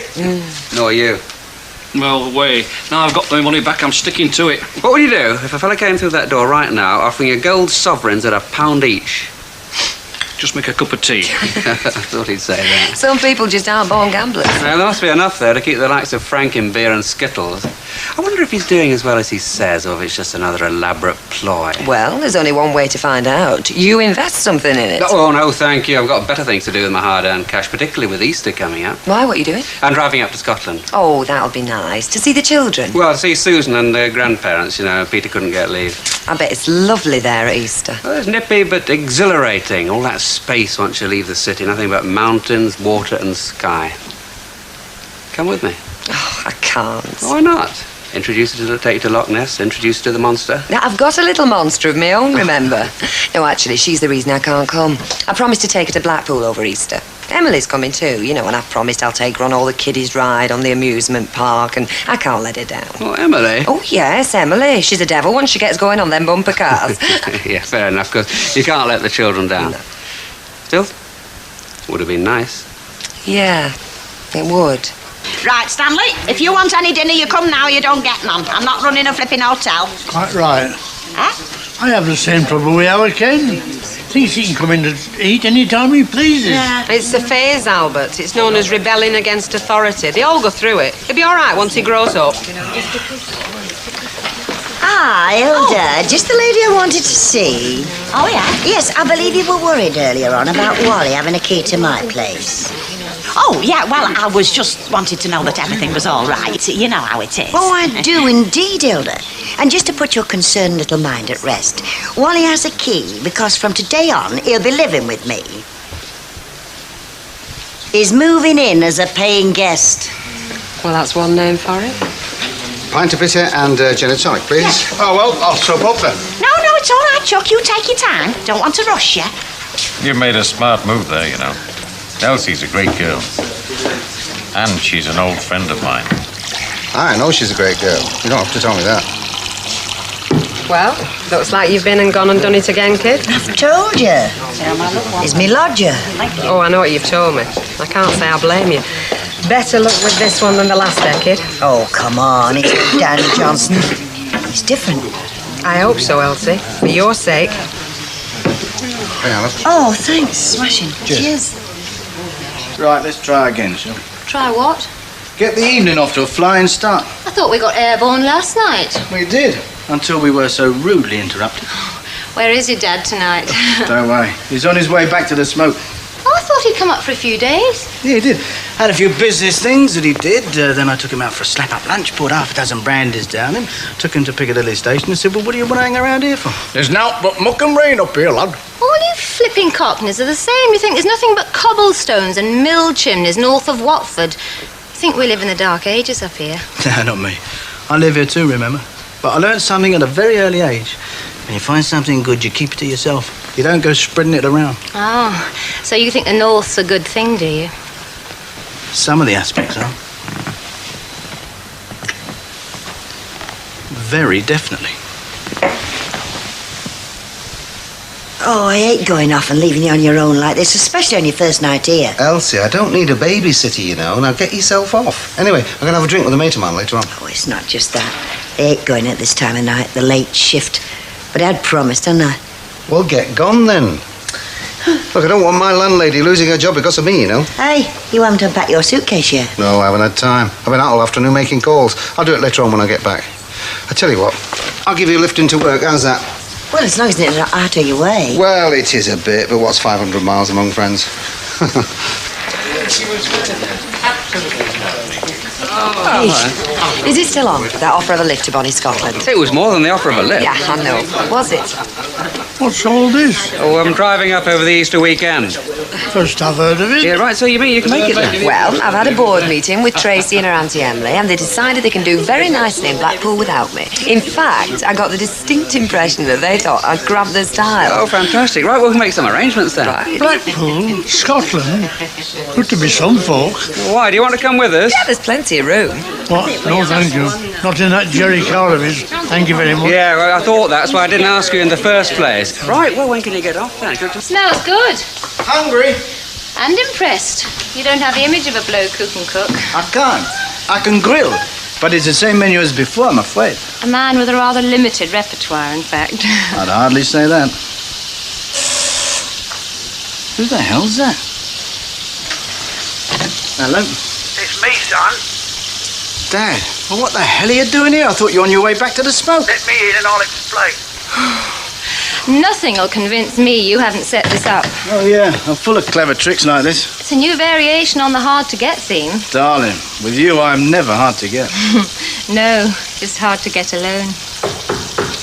I'll break his blasted neck. Oh, yeah, well. Well, I missed the train. No? Well, what happened to the one after that, the one after that, and the one after that? They do run every hour, you know. Yeah, well. Oh, hello, beautiful. Good to see you again, Sonia. And you, Frankie. Forgive me if I don't echo that sentiment. Well, I ran into this mate of mine. I hadn't seen Ronnie since Cesarewitch in 1976. So we had a lot of catching up to do. Yeah, I can smell it on your breath. So he took me to this little Yeah, club, one drink led to another, I know, yeah. Well, it's always nice to meet one of your old pals, isn't it? I mean, when you meet them when you haven't seen them for a few years, you can't just walk away, can you? I'm surprised you could even stagger away. Right, come on. Where to? Wait, just a minute. Is that steak I can smell? Yes, it is. Turn it off, darling. I'll be back in 20 minutes. Where are we going? I'm hungry, I told you. I missed the train. Oh, no, you haven't. Not this one. I can get you on the 812, and I'll even buy you a packet of crisps and a jumbo sausage roll. You have to buy me a little bit more than that, son. Hey? I'm skint. Huh? Well, I couldn't let... When you dropped me off, I had my fare then, but I couldn't let Ronnie do all the honours now, could I? I had to reciprocate. I'll have a look at the steak. Oh, no, you won't. Come on that train. I'll be 20 minutes. And this time you stay on it. Well, I think we ought to start thinking about setting a date, don't you? Maybe we should wait until we know about the pub first. Why's that?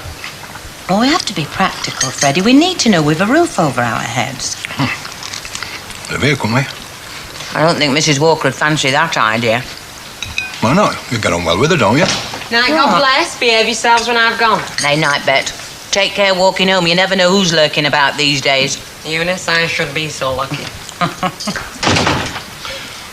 You know, I reckon we might have to stop here, you know.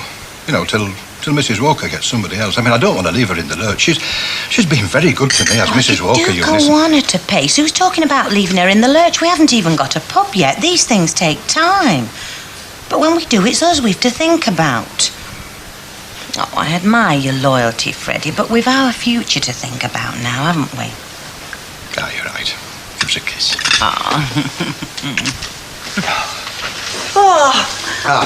I've been up there so long I feel like a prune. Oh, good, you found the lager. Busy night? Oh, never stopped. I'm going to pay you for this. Another insult like that and I'll land you one. Elsie, I'm paying you for bed, breakfast and evening meal. Now, anything else is extra. I'm not going to have you out of pocket on this. No, you are considerate, are you? Well, I just don't like to take advantage, that's all. No, you don't want to lose me job. You don't want me out of pocket. Well, is that so unusual? For me, it is, yeah. Most of the fellas I know don't give a damn about my welfare. Well, you've had some bad luck. No, no more than you. We both know what a bad marriage is, don't we? Well, to get over it, don't you? Mind you, I think it's easier for me than it is for you. Why? Because you're a fella? Well, women get hurt more, don't they? In their emotions, like. Well, I think we show it more. I'm not convinced that we feel it more. I just think you lot think you're sissies if you show any emotion at all. Well, there's not much point, really, is there? No one wants to hear your problems. They've got enough of their own. I do. What? Want to hear your problems? Well, I haven't got any, have I? Not at the moment, anyway. No, it's just that what I'm trying to say is I want you to feel as if you can trust me, that's all. Elsie, we're friends, aren't we? I hope so. Good. We shall make a muck-up of this arrangement, else. No, we won't. This is going to work. Elsie, love. Look, I just wanted you to know, that's all. You know, while we've been going out together, we've laughed, we've chatted, we've talked about ourselves. Yes, we had some good times. And never once, never once did you... What? Did you try anything on? No. And that's what's different about you and all the other fellas I've known is grab and what's your name again afterwards. Well, I don't believe in that. You know, you're smashing. You're really smashing. Oh, heck. Why do I have to make all the running? I mean, do help me out. Don't let me do it all. Is it because it's my house? Because if it is, I don't want you to feel like that. I want you to feel it's our house. Yours and mine. Oh, Wally, we're grown-up people. And we're not responsible to anyone. We've no worries. Elsie, you've got it all wrong, love. What? That's not what this was all about. What then? Well, just friendship. I mean, I moved in here as a lodger. Not to live with you, not in the way you mean. I mean, it never occurred to me that you wanted... I suppose I said that I do. Then I think both of us have made a mistake. I'm sorry, love. You must think I'm a bit thick, but No, really... no, I'm sorry. I'm sorry. It's me that's made the mistake. I hadn't realised you found me quite so repulsive. Don't say things like that. What else? I think I'd better leave.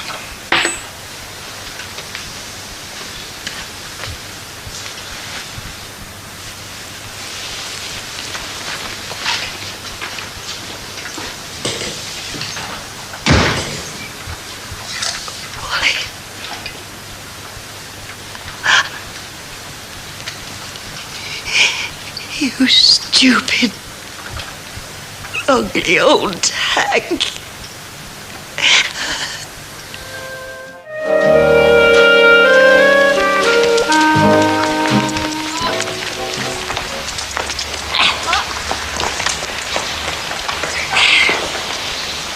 Oh, happy Easter Monday. Thanks very much, Hilda. And the same to you, Cock. You're an early bird, aren't you? Well, with you not coming in this morning, I can see Mrs. Walker coming the old soldier. And who'll finish up with a long brush? Muggins. Well, they say nobody's insensible, don't they? But I reckon I am down there. Hey. Neither hide nor hair. Well, it's one of them riddles, isn't it? If you like, yeah. It's definitely a mystery. Do you know, there's been nothing but silence coming out of Alcitana's all weekend. I think I've only heard a spoon rattling round in a cup. Well, she's got a new lodger. They'll be getting to know one another, won't they? Is that what you call it? You're only jealous, Hilda. Dead right I am. Me too, Cock.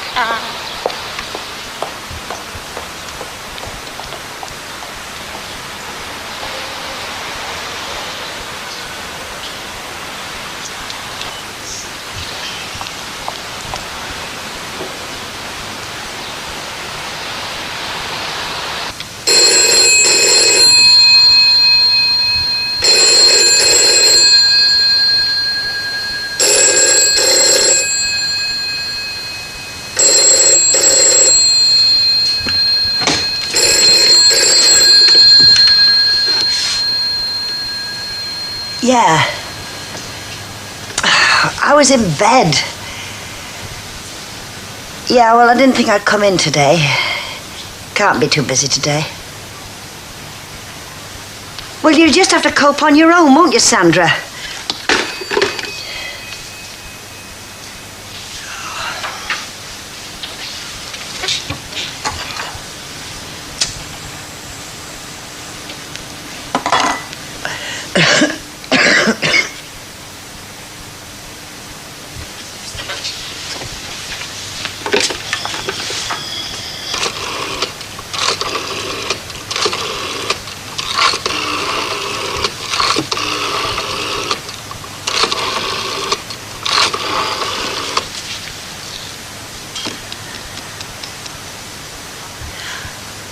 All right. As you were. I'm coming in. Yeah, I'll probably get a bit better. Okay. Nicky, come on. Sweet, let's have a look. Open your mouth for your mummy. Come on. Let me see. Don't tell me. You found a tooth. No, I was looking for thrush. What, a bird? And he's gone. You daft thing. It's a rash babies get in their mouths sometimes. Sue's little girl, her I meet in the park sometimes, she's got it. Girls do get these funny ailments. But not big strapping lads like our Nick. Hey, Tarzan. I think I'll take him camping this summer. Just meet him up Snowden somewhere. You do no such thing. Anyway, I doubt you could look after yourself up Snowden, let alone him. I thought you thought I was an E-man. That was before I married you and found out about your hot water bottles. How you don't like to get your hair wet. Alleged lovable little habits, them, aren't they? Yeah, of course they are. They're very sweet and endearing. I better be off, love. There'll be no point in going, will there? Do you have to go? It is Easter Monday. Don't ask silly questions, Gail. Sorry. Look, I just wish I could get more overtime. Well, I've told you. I can get a job. I'm sure Elsie'd take me back part-time. You're not working in that cafe, love. No way. Beggars can't be choosers. Look, I've said I'll get more overtime, and I will. I'll see you later. Bye-bye. Hey, how can we get some more money, eh, Nick? Have you any ideas? Have you?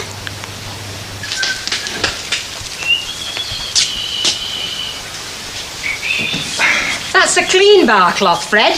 Oh, give over, there's plenty more. Only if I wash some, which I will be doing, seeing as I'm the only hired help round here today. It's Easter Monday, bet there'll be nobody in here. They'll all be out, won't they?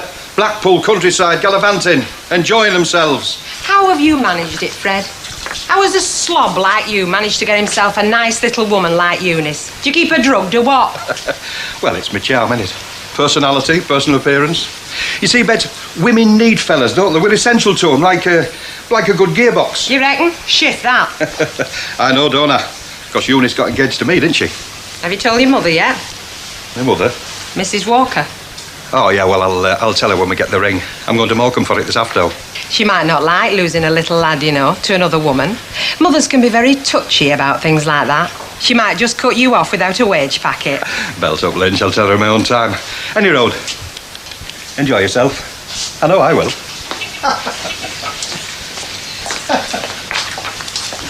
Fred off, is he? Like the world and his wife. Which is why we're so lucky to be staying here. Oh, why's that, Mrs. Walker? Because, dear, whatever crowds together, pleasure flies out of the window. Now, public holidays are for the public, not for us. Now, do you want any help round here? Well, good. You know, Bet, whatever other faults you may have, idleness is certainly not one of them. So, what you have to do to catch a haggis, you have to make a haggis trap. So you dig a hole in the sand and you cover it with sticks and that. Then when the tide comes in, the haggis swims into the hole, but he can't swim out, you see. Take no notice of her, Tracy. She's telling stories. What are you going to make? A sandcastle. What are you going to make, Emily? Oh, I'm a sand pie expert. I've made some absolutely exquisite pies in my time. Smooth as silk without a blemish on them. Mine always seem to get stuck fast in the bucket. Were you ever good at anything, Mavis? No, not really. Oh, I remember once in the Girl Guides I went in for a cookery competition and we had to make a stew and a rice pudding. Well, I couldn't even get my fire lit. Oh, God. Come on, Tracy, we're going to miss the coach. Nice time. Hey, don't forget to bring me a haggis back. No, she won't. Ta-da. Ta-da. Now, you're not going to be feeling suicidal all day, are you? No. Well, think of something to cheer yourself up. Something joyful. Such as? Not easy, is it? Now, here's somebody who'll put joy into Joyful Holiday for us. Can I have my flags, please? You can, love, yes. Not enough hours in the day, eh? All systems go? Well, the last time I saw you, your eyes were shining like 100-watt bulbs, especially when they were shining on, you know who, Roger the Lodger. You'll find it's right. Thanks. Oh, dear. Pardon? Did you say something? Just, oh, dear.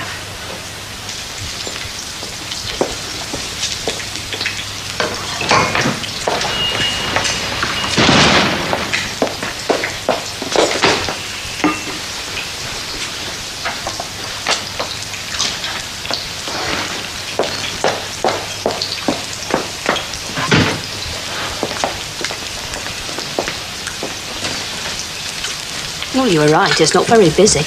No. You feeling better? I'm not so bad. Headache? Yeah. Got some paracetamol in my bag. I'll be all right.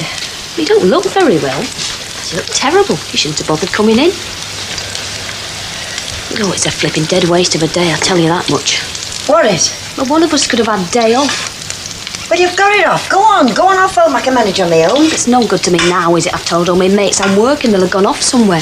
You might as well have it off, especially if you're not feeling very well. Sandra, I don't want it off. If I'd have wanted it off, I wouldn't have come in, would I? Well, I don't want it off either. It's no good to me now. It'd been different if you'd come in early enough and told me early enough. I could have arranged to do something. Sandra, will you just drop it and go home? Just shut up about it, will you? So will you then? Nothing. I'd love to see you when there is.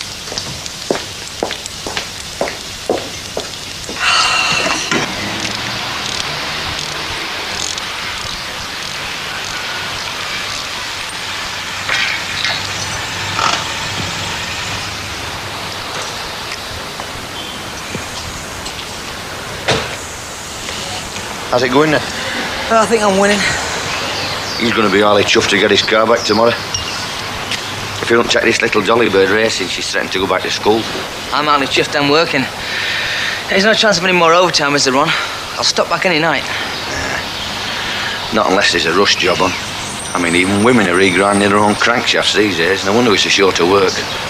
How about a rise then? A rise? Do me a favour, will you? Do you know what I've given myself? A wage cut. Brian, I am so short of readies, my wallet thinks he's on a diet. Gotta make some more money somehow.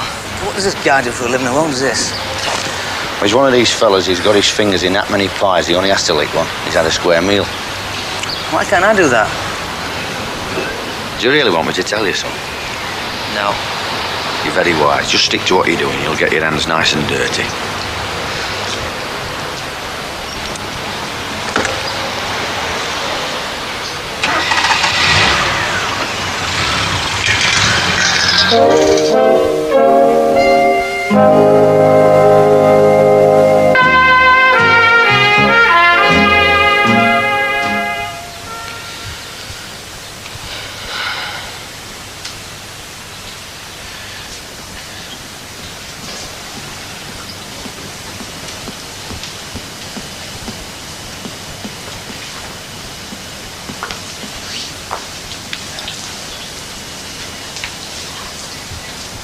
What would you say if I took all my clothes off?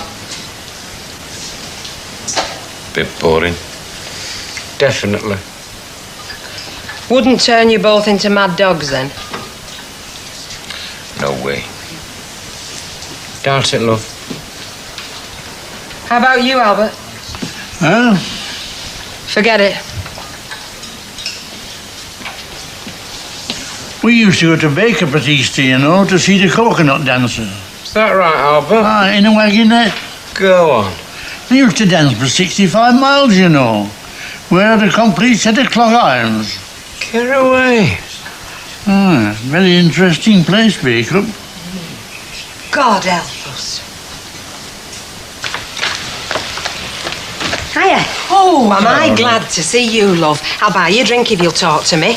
Oh, I'm sorry, love, I'm not stopping. Bert, come on, love, we're going out. Hey, I'm not going to our Brian's, you know. Did I say we were? Oh, I thought we'd get on a bus somewhere and go out into the country for a change. Did you? Well, I have been to the country, my sweet, you know. I do know what a tree looks like and a blade of grass, thank you very much. Will you come on? Because otherwise folk are going to think you're like a waxwork dummy standing there all day long. All right. Hey, love, would you like me to bring you back a bunch of catkins? Love it. I will see what I can do.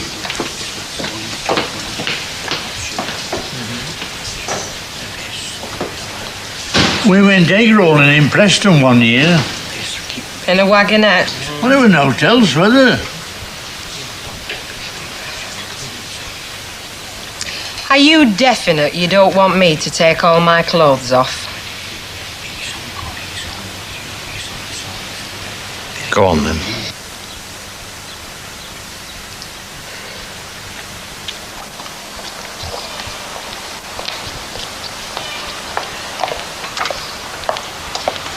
Oh, you're still in the land of the living then? Not working today? No, I've just closed, Hilda. Oh, no, only we'd not seen you. I wondered if perhaps you'd gone away for the weekend with, what's his name? Still, there wouldn't be much point in doing that, would there? Not when you've got the whole house to yourselves. Drop dead, Hilda. Right. Hey, do you want to know what I think? Not especially, no. I think it's all turned to tears already. That's where I think. Well, why should you say that, Rita? Just because Elsie comes in here looking a bit under the weather. I mean, you come in looking under the weather. I do sometimes. Oh, and no wonder. Do you know, the other day, I seemed to have, like, 2 headaches at the same time. And then sometimes I get this pain in my back and it goes right down my left leg and into the ground. It's like being earthed. Mavis, how come if we are not very careful, no matter what we are talking about, we get round to the state of your health? We are discussing Elsie Tanner's love life. Then... Hey, I'm reading that. I said we're discussing Elsie Tanner's love life. And I think she's had another disappointment again. So what's new? Oh, there's nothing new in a woman being disappointed by a fella. But the question does arise, especially in Elsie's case, how often can she afford to let it happen before she starts feeling like an old shoe? Hundreds and hundreds if she's anything like me. I'm trying to be serious. I really am. I mean, I saw her when? Friday. When she was like a comic on payday. I've seen her today. It's like she's dead. Well, I think you're exaggerating, Reed. Why all this sudden interest in Elsie, anyway? You have a go at me when I do that. Don't know. Just a feeling I've got. Shall I tell you about Elsie? And about all women? You could do with a bit of grief, you know. A bit of dramatics now and again. You know, like chips need vinegar. I'm going home to start the tea. What chance have we got, eh? No chance. Now who's being miserable? Me. Oh. Hello, love. Well, I didn't want to keep her out too late. No. And we brought you something, Rita. What is it, Tracy? A haggis. A haggis. Oh. Let's give it to her. Howly. Oh, it isn't all howly lovely. Did you catch it in that haggis trap? Well, actually, it was dead already. Thank you very much. Do you know what I'm going to do? I'm going to give you an Easter egg. One that I got out of a big parrot's cage. You'll get her all confused. Do you know, I've had an absolutely marvellous day. Oh, have you? Mavis, will you take me to Blackpool tomorrow and buy me a bucket and spade? Only if you're a very good girl. Silly. I'm doing it, Brian. You're not. I am. You're not. Do we need money or don't we? You know we do. Then I'm going back to the cafe. You're not. I'll get some more overtime. When? I don't know when. Sometimes, when things pick up again. So the council will wait for the rates, will they? And the electricity board for their money? And Harrison's for what we owe them on the bedroom suite? They'll all wait till things pick up, will they? Yeah. I suppose they'll have to. Anyway, if you do go back to the cafe, who's going to take care of Nick? I'll take him with me. Or I'll try and find a baby minder. What, somebody else take care of him? A stranger? Yes! Working at that cafe while somebody else looks after your kid?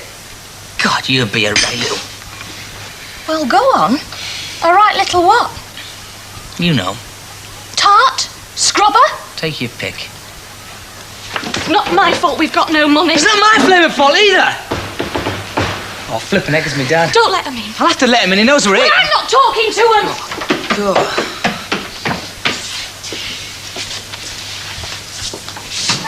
They're sticking in me, aren't they? Hello, son. Hello, love. We're not stopping. Just step right in these, love. You know, your mother's the only woman I know that can land up here via Alderley Edge. Shut up, Bert. Where is everybody, love? Upstairs, what do you think? Oh, is she putting him to bed? Yeah, she is. Ah, well, I'll just take her and show her these. Aren't they lovely? They make you think spring's here already, don't they? Mum, don't go up, eh? Eh? Why not? Oh, Babby's not ill, is he, love? No. Well, then. What's up, son? Brian? You might as well tell them, Brian. They'll have to know sooner or later. Tell us what? I'm thinking of going back to work. So, what's the problem? I wish I was going back to work. Who will have Abigail? Good question, Mum. There are such things as baby minders. Oh, Maybe might as well we're back to them again. It's are we? not our fault, Ivy. Hey, love, nobody's saying it is, Chuck.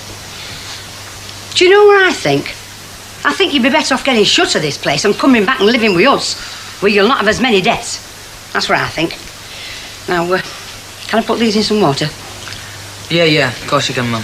There's a vase in the kitchen. I don't know. She comes out with some right good ones, your mum, doesn't she? Aye. She's not far wrong, though, is she? I expected you to say that. Hey, now, come on, you two. You're supposed to be married to one another, you know, not fighting 15 rounds, all right?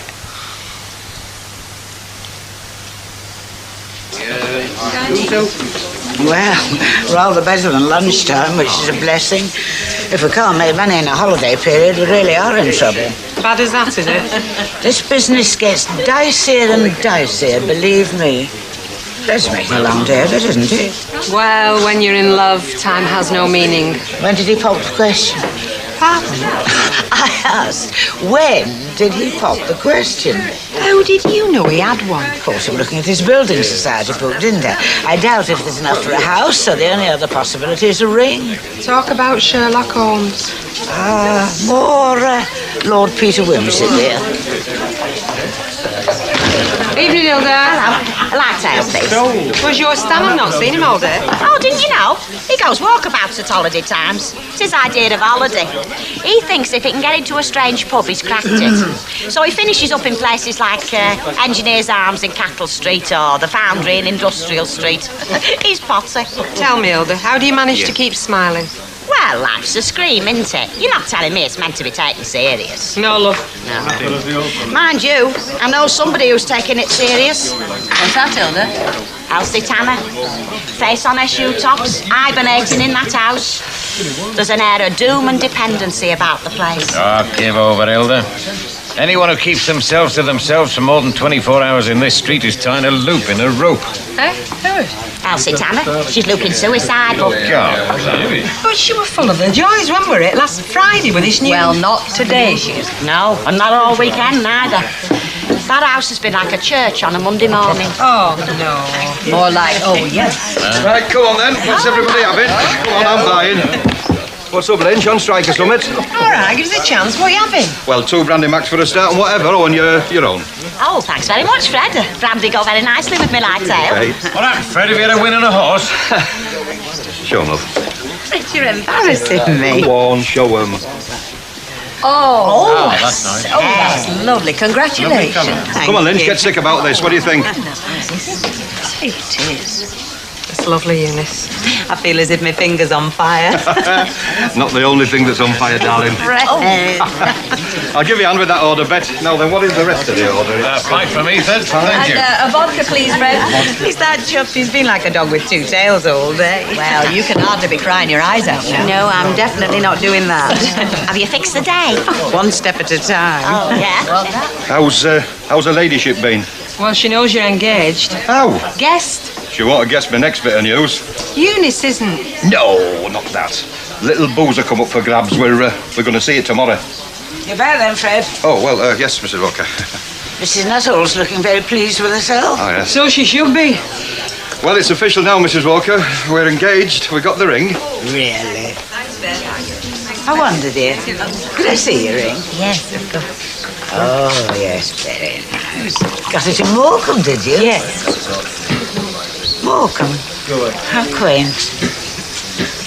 She seems to be taking it very smoothly, Mrs. Walker. Well, I think she sees it as a blessing in disguise, Fred. She was only saying to me how bad business had been, so if she can cut down on staff... Give over, will you? I haven't got my own boozer yet, have I? You better get one then, haven't you? There you go, Len. Cheers, Fred. And all the very best for the future. Oh. Marriage is a very fine institution, you know, and don't let anyone tell you otherwise. Thanks, pal. Cheers. Cheers. Cheers. Thank you. Cheers. Hey, you said that as if you meant it. I did mean it. Of course you did. Sorry. You reckon Elsie's had another kick in the teeth, do you? I'd put money on it.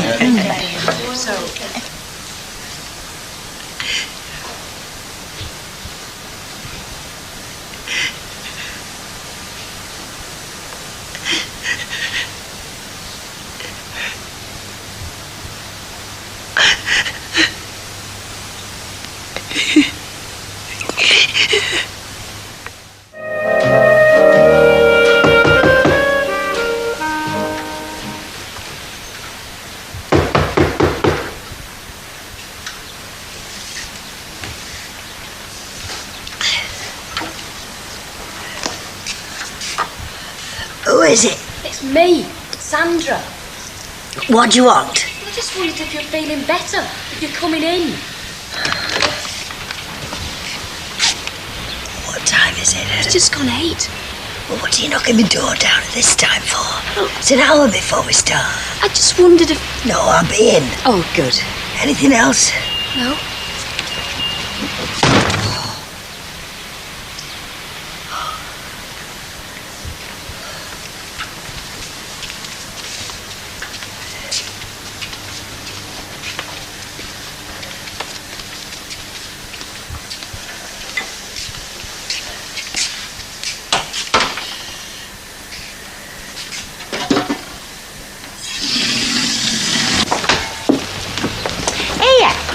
Is this place supposed to be a newsagent or one of them joke shops? One of them joke shops. What are you doing with Financial Times? It were delivered, weren't it? At our house this morning instead of the Sun. Stan thought it were a wallpaper sample. Oh, you see that? 13M. It's from Horsley Street. It's been put it wrong, Oh. How long's 13 mods they've been getting Financial Times? As long as I've been here. Yeah. Only Harry Duggan lives there on his own. He's a widower, you know, works in the kilns on the brickworks. I wouldn't have thought he had 2 halfpennies to rub together. Oh, well, you don't take Financial Times just to keep drafts out, Hilda. I'd keep walking past there if I were you, nodding and winking. Well, he did walk me back from a dance once. Oh, yes. Oh. And all the way home he was describing how you make bricks. His last words as he left me were, "A brick is a very beautiful thing." Ah, heck, Hilda. You're no stranger to naked passion, are you? I've not got a spare light bulb, have you? Mine's just gone in the storeroom and I can't see a blind thing. Oh, well, that's Mavis's department. She always has a spare of everything. Spare bulb, spare candle, spare electric kettle, spare pair of knickers in her handbag. You'd have been in a pretty pickle once or twice if I hadn't, lady. True. Has Elsie Tanner turned in yet, has she? No, but she's coming in because I just called on my way over. Well, I hope she's in a better frame of mind than she was yesterday, and that's a fact. Me too. There's something gone wrong with her. I mean, she's not herself. She's grouchy, but without the humour, if you know what I mean. Yeah. So, how much is that? Well, I'd rather you gave me another bulb back. Right, but do remind me, because I've got a memory like a sieve. See ya. Tra-la. Of course, you know what I think. I think that fancy lodger of hers has filled his belly, satisfied his desires, and upped it with her purse. Still, if she will keep turning her home into a house of shame, what else can she expect? Oh, I wish my life were that full and interesting it was a constant topic of conversation. I do, really. I'll bet you do. I've got nothing for your sandwiches. Oh, it doesn't matter, love. I'll get a meat pie or something. Sorry. It doesn't matter, love, honest.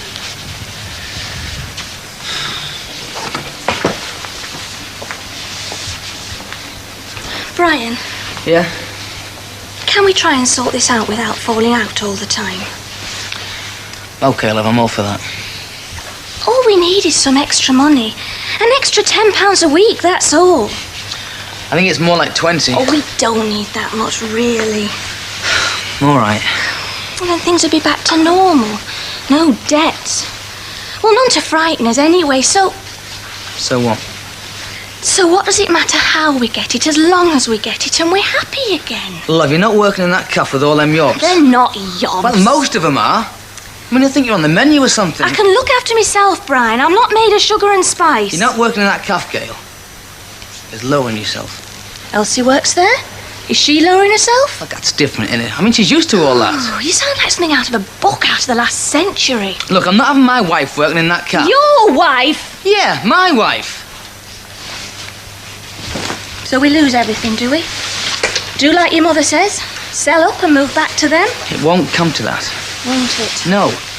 Because I'll get the extra money. Me. Supposing you don't, Brian. I will. Something's going to turn up, Gail. You just wait and see, eh? I'll see you later.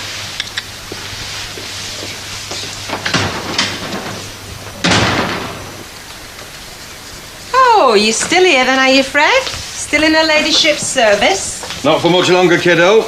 Big business is beckoning me and Eunice, and we're going to take them by storm. What a team, eh? First division, no danger. What has Mrs. Walker had to say about you leaving and taking your own pub? Well, what's it got to do with her? I'm not under contract, am I? I'm not one of your, what's the name? Serfs. Oh, is that the word? Definitely. No, it's high time I branched out on my own bet. Now's my chance. Well, I hope you make it, Fred. Honest. No, I will, love. There's no hope about it. I'll be out of this place in, what, a month, happen sooner. Morning, Mrs. Walker. Morning, dear. Oh, Fred, trouble in the yard. The bar on the gate seems to have jammed. If the dustbin men can't to get in, they'll just sail past as if we didn't exist. Good as done, Mrs. Walker. Good as done. You're a treasure, Fred. What would I do without you? What will I do without you? Oh, don't worry, Mrs. Walker. You'll soon find somebody to take my place. I wonder. Yard, you said. Never mind, Mrs. Walker. We can always put Betty on a diet of raw meat. She can do the barrel lumping and all that. Won't be easy to replace him, you know. I mean, I've got him trained in my little ways. Yes, I've noticed he can sit up and beg as well now. You know it's today they're going to see that pub, do you? I do. Then times are fleeting, as they say. Yes.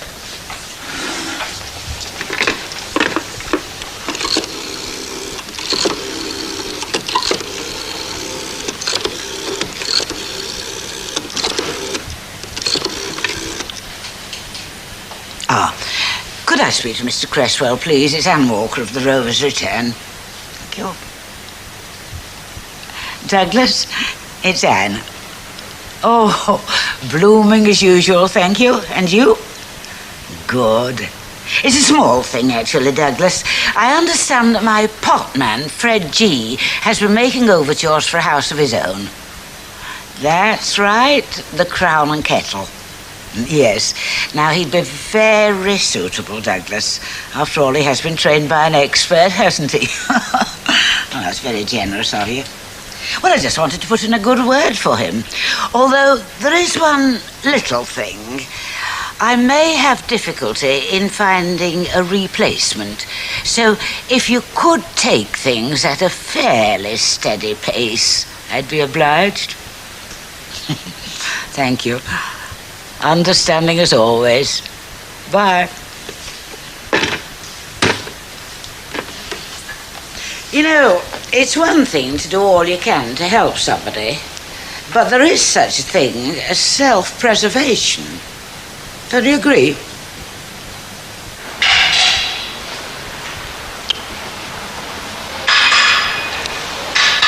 Hey, you still pleading poverty? Not when they posed it, have I? Well, you could have sold your body. Where? Go and tell me. Think I'd be getting grey hairs and ulcers running this Mickey Mouse operation if I knew that. I've got a Reg on floor. Good old Reg. At least there's somebody else worse off in this world than me. You don't know the half of it. I don't laugh. You know that big daft bird he lives with, that fat Mary? Well, she rolled over on him in bed last night. He thinks she's broken his arm for him. What, only thinks? Well, you know Reg, don't you? You take him all day to get at doctors with a slit throat and him on a sore arm. What I mean is, though, if it is serious, like, I'm going to need somebody for evening shift at Ashton Road. So if you fancy showing these birds how to operate a self-service petrol pump, only attractive ones, of course. Yeah, that'd be great, Ron. Fantastic, thanks. Well, we'll just have to hope he's broken his arm then, won't we? Well, I don't know about that. No wonder you're scratching for pennies. I'll keep you informed. Right.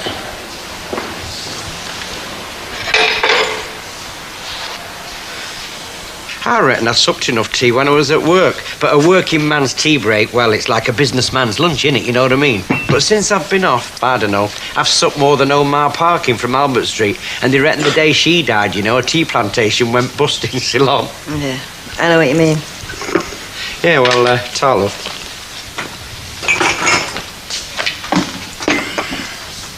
Hey, love. I'm sorry, but, well, there's some lipstick on that cup. I'm not being funny, like, don't get me wrong, but I just can't abide out like that. Where? Where was it? There, look, it's just a spot. Yes, and it is a spot and all, isn't it? Yeah, I suppose it's hard to get off, like, you know. I keep telling Ivy, you'll have to use a scrubbing brush on that. Yes, well, I don't suppose you'll find anything to complain about with that one. No, love, I don't suppose I will, thanks very much. Hello. Hello, love, what have you done to Elsie? I've done nothing to her. There, I got £4 of sugar. That should last us till the next delivery. Just a minute. You washed up last night, didn't you? suppose so, I generally do. Yes, well, you left some lipstick on the cup and I've had a complaint.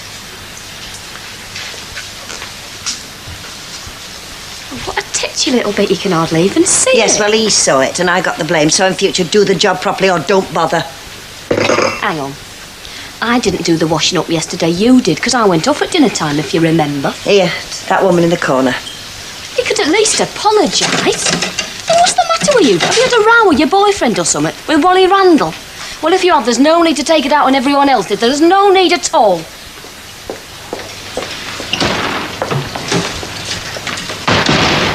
Bert.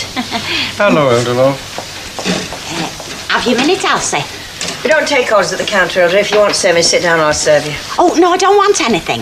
It's about your house. What about my house? Well, I thought I'd better let you know, well, the way things are these days. I mean, I was reading only the other day how they cleared one house of all the furniture. Burglars, you know. What about my house, Hilda? Well, I'm sure I've heard noises. Of course, I suppose it could be your lodger knocking about inside, couldn't it? That is, if you've still got a lodger, that is. No, Hilda, I haven't still got a lodger. He only stayed the one night, as you probably know, and as everybody else round here probably knows and all. So I better go and see about them noises, hadn't I? That is, if there are any noises. Oh, yeah, there are, definitely. You know what I think, Hilda? I think you're a bloody liar. Well, I don't know. You try and do some folk a good turn. Were there any noises, Hilda? Of course there weren't.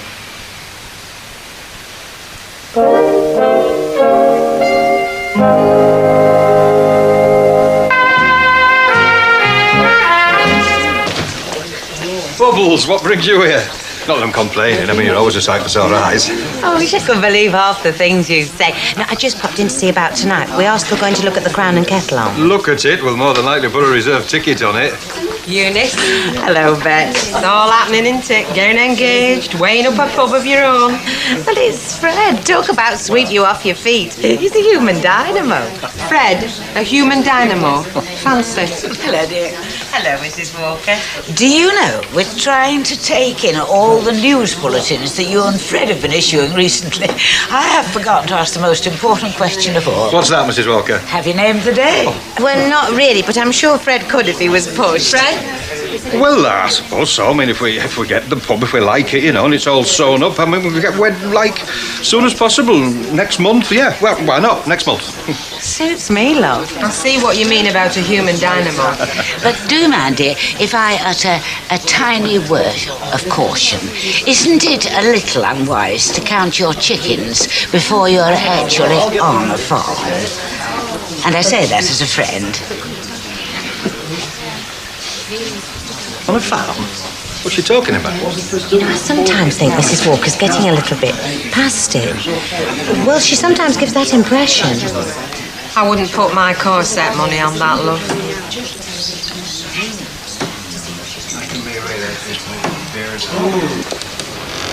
Elsie?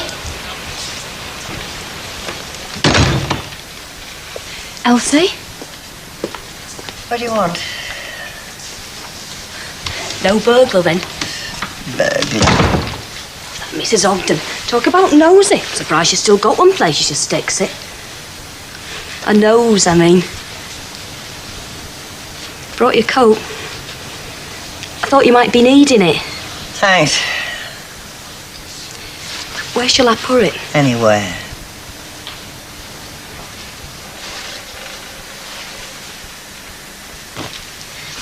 Elsie, Mr. Sedgwick's been in. He's been asking about you. He had to help me out at dinner time. Did he? Yeah, but he's coming back later, and what am I going to tell him? Tell him I'm taking a few days off. What, that you're ill? If you like. Yeah, but he's pretty choked. He's mad that you didn't tell him. Too bad. Have you got any idea at all when you might be coming in? No. Is there anything I can do to help? No. I don't like leaving you like this. Is it that Wally Randall? Has he chucked you? Is that where it is? There are, Sandra. Try, Elsie.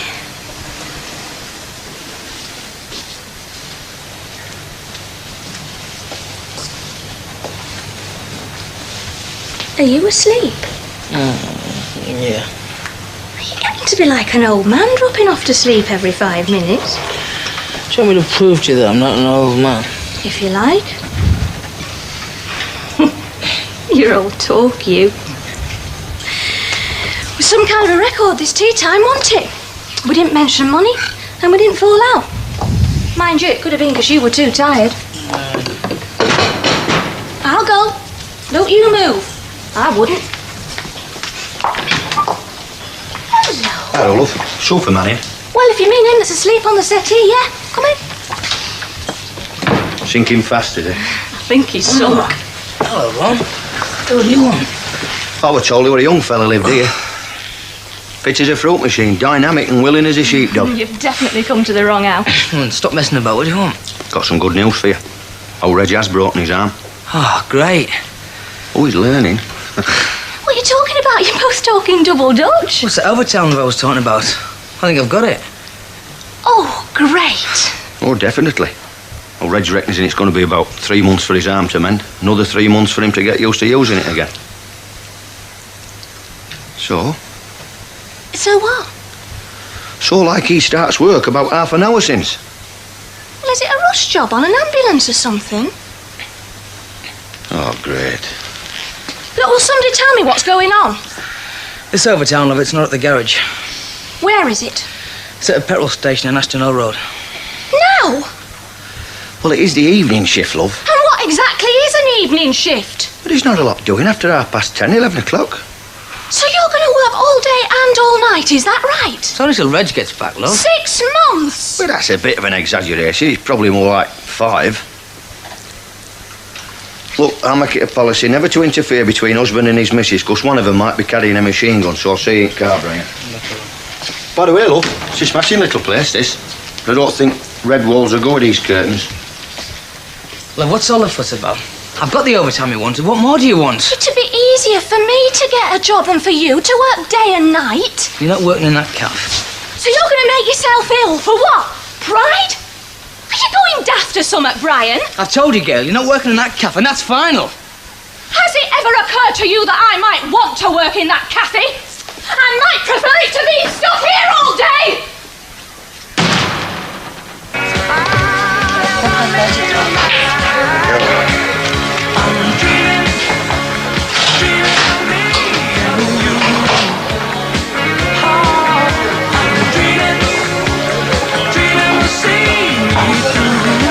Tell him.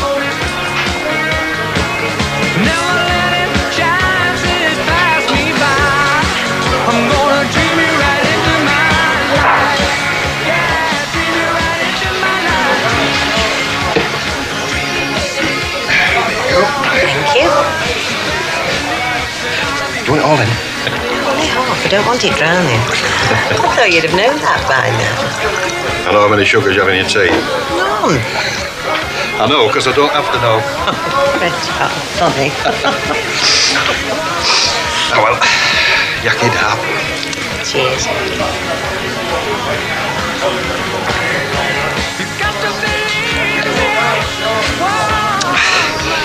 Fair pint, that. Just lacking one thing, darling. What's that? Your good looks and my personality. Bread. Hey up. Landlord and his missus, look. He looks a surly devil, him, doesn't he? Hey, she's no oil painting.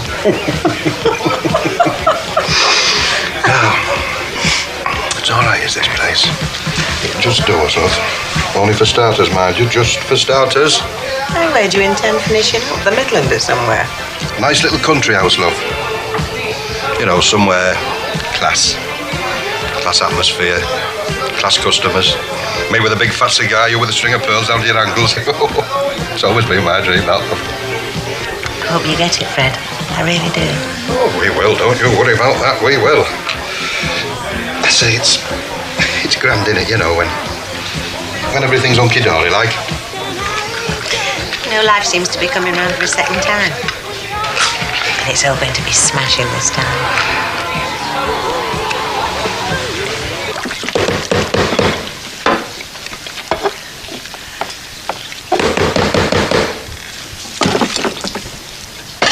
It's me, Len. Elsie!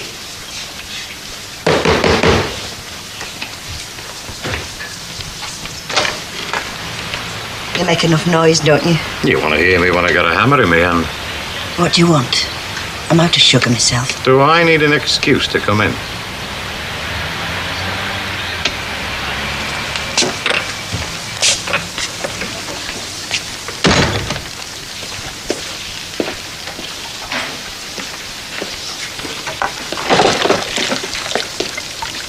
I thought you ought to know there's a lot of tongues clacking out there.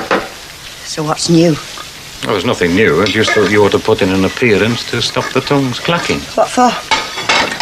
Oh, that's your style, isn't it? Oh, yeah. Elsie! Look at me. Isn't it about time you jacked this in? I don't know what you mean. Jack what in? This lark.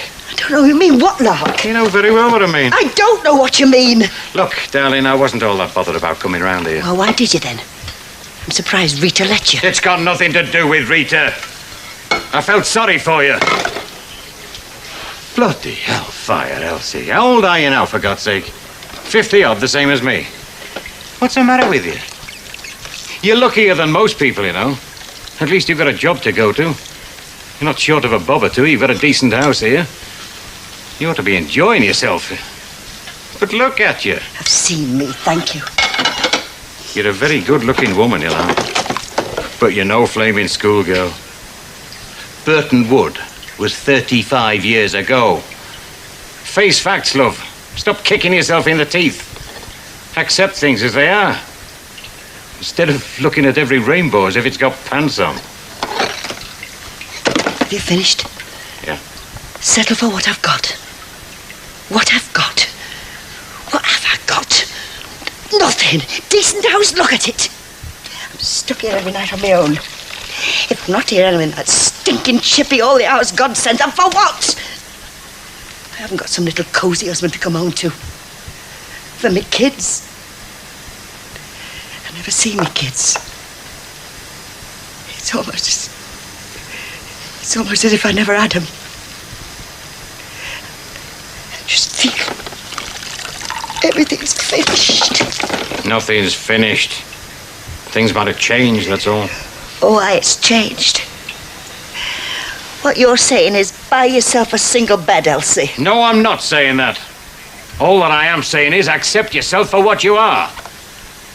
Otherwise, you're going to end up looking ridiculous. And very, very lonely. You know where to find me if you want me.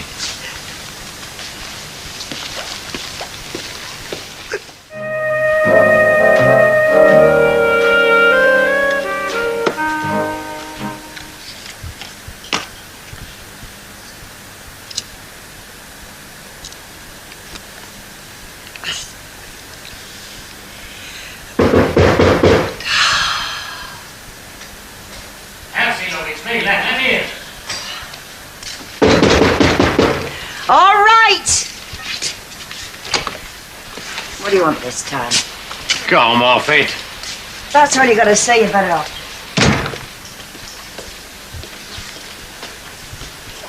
What the hell's the idea of that? What? The phone. I've just been round to Sedgwick's cafe. He's doing his nut. Oh, let him. Elsie, have you seen yourself? Have you seen what you look like? I didn't have to come round here. It's no merry-go-round for me, you Then know. give over, will you? I heard you say all this last night.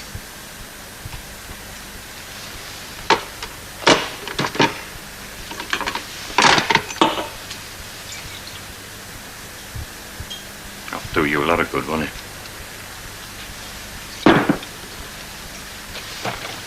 Oh, Elsie, love. Snap out of it. One bloke. He's not all that important, you know. That's all you know. I know what it's doing to you. And he's not worth it. No way. I'll be all right. You usually bounce back quicker than this. Oh, Len, will you give over? I know what people are saying out there. Elsie Tanner's shot a boat. Yeah, well, one or two of them are. One or two, maybe. And is that what's upsetting you? What people are saying? Do me a favour, Len. You know me a lot better than that. Then what is getting at you, then? It's not what people are saying. They've said it all before 100 times. It's just that this time they might be right. I told you what I thought last night. It's very hard to accept, Len. Especially when you're on your own. You've got to accept it, though, haven't you? It's the best bit of advice I can give you. And my usual large slice, please. You managing all right on your own, man? Just about, you know. Is that the lot then, Hilda? Yeah, that should fill us bellies for the next couple of days. Mind you, Stan's belly takes some filling. Oh, by all accounts, you'll know about that soon. That's 282 then, please, love. Oh, baby, yeah. Goes nowhere these days, does it? No. Hey, I'll have. So. When are they coming back then? Sorry, Hilda. The two lovebirds. Who? Ken and Deirdre. Oh, yeah, I'm expecting them back any time today, as a matter of fact. Did they send you a card? Yes, they did. Actually changed. Oh, Tar. Having a nice time, were they? Yes, I think so. Oh, I bet they were. Hey, what it is to be in love again, eh? Where exactly have they been staying? Did you not hear, love? Hear what? Oh, I'd have thought you'd have known about it. No, what? Deirdre and Ken, they've gone to Gretna Green. Gretna Green? Yeah, You mean like eloped? that's right. They've never. Well, I'd have thought you'd have known about that, Hilda. I'd have given money on it. Hey, fancy him doing a thing like that? Well, I won't keep you out. Oh, fancy that, eh? Hilda, What? I was pulling your leg. You as well? It was a joke. A joke? Well, I don't think so, Alf Roberts. Just your idea of one. And that's no more of a joke than somebody falling off a bus. Still, I suppose you'd laugh at that. Oh, you've upset her. Yeah, well, she asked for it. Listen, if ever you want to send a message, don't telephone, don't send a telegram. Just tell Hilda. I'll try and remember. Mind you, she'll get hold at wrong end of the stick. She always does. Suppose a few tongues have been wagging about Fred and me. Well, nobody escapes round here, love. I believe you and Fred have put in for a pub. Well, we fancy the Crown and Kettle. Oh, £1/2 pound of bacon, please. Yeah, well, that's better than selling sago for a living, isn't it? I suppose you'll be moving in before you get married. Oh, no, we have to be married before we can have it. But we're hoping for a very definite promise. Oh, so you'll be living in a tent till then? With Mrs. Walker. With Annie? You seem surprised. Nothing surprises me, love. Well, we haven't actually asked her yet, but Fred'll persuade her. He can charm the birds out of the trees, that man. Everything all right, Fred? Oh, fine, Mrs. Walker. Oh, Mrs. Walker, I wondered if I could just have a word, like. Well, not at the moment, if you don't mind, Fred. I really am rather busy with the books.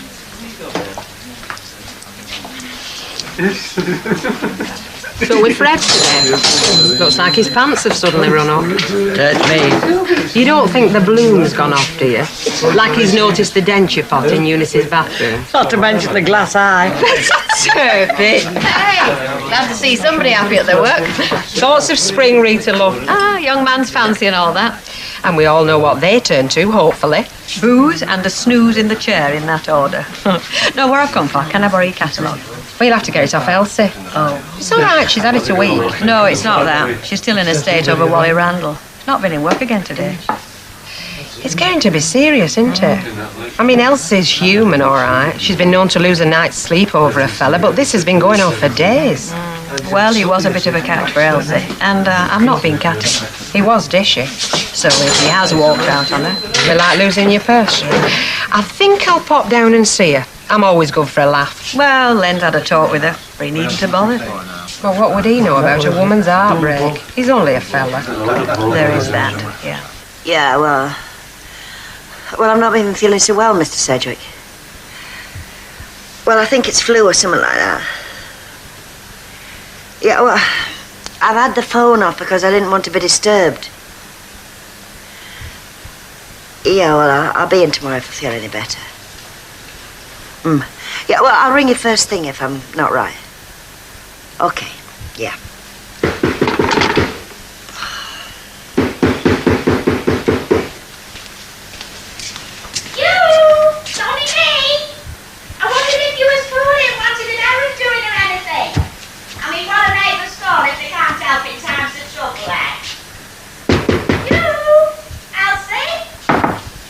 Enter. Oh, I know you're busy, Mrs. Walker, but it's just that that word I wanted with you, it is urgent, like. Come in then, Fred.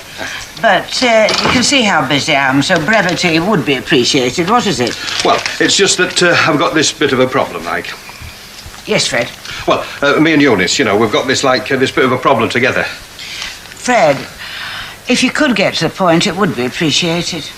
Well, it's just that, me and Eunice, like, we were just wondering, Mrs. Walker, what's going to happen when we leave here, like?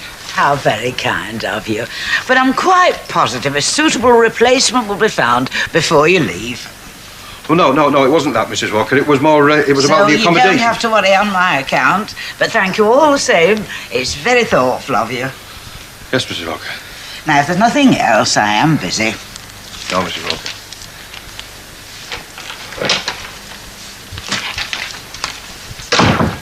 Are you sure it's the catalogue you've come for? Yeah, Rita wants it.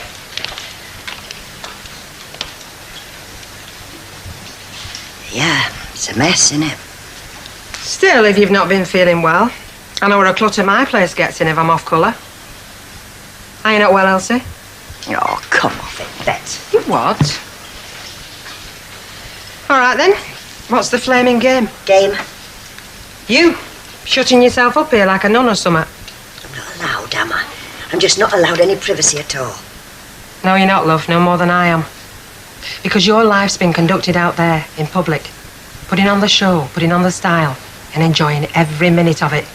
But the minute you run for cover, they've got you down for dead, and that's something they've been looking forward to. So tell me something new. Dan Johnson all over again, were it? Oh, Bet, come on, do me a favour, will you? Sorry.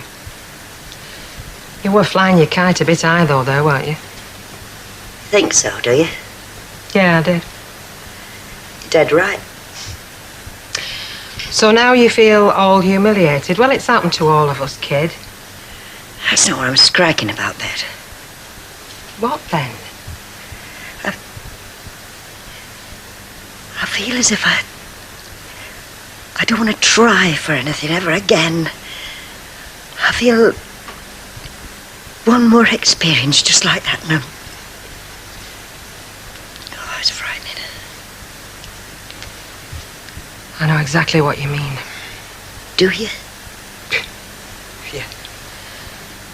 How often can you get socked in the teeth before folks start calling you gummy? Yeah.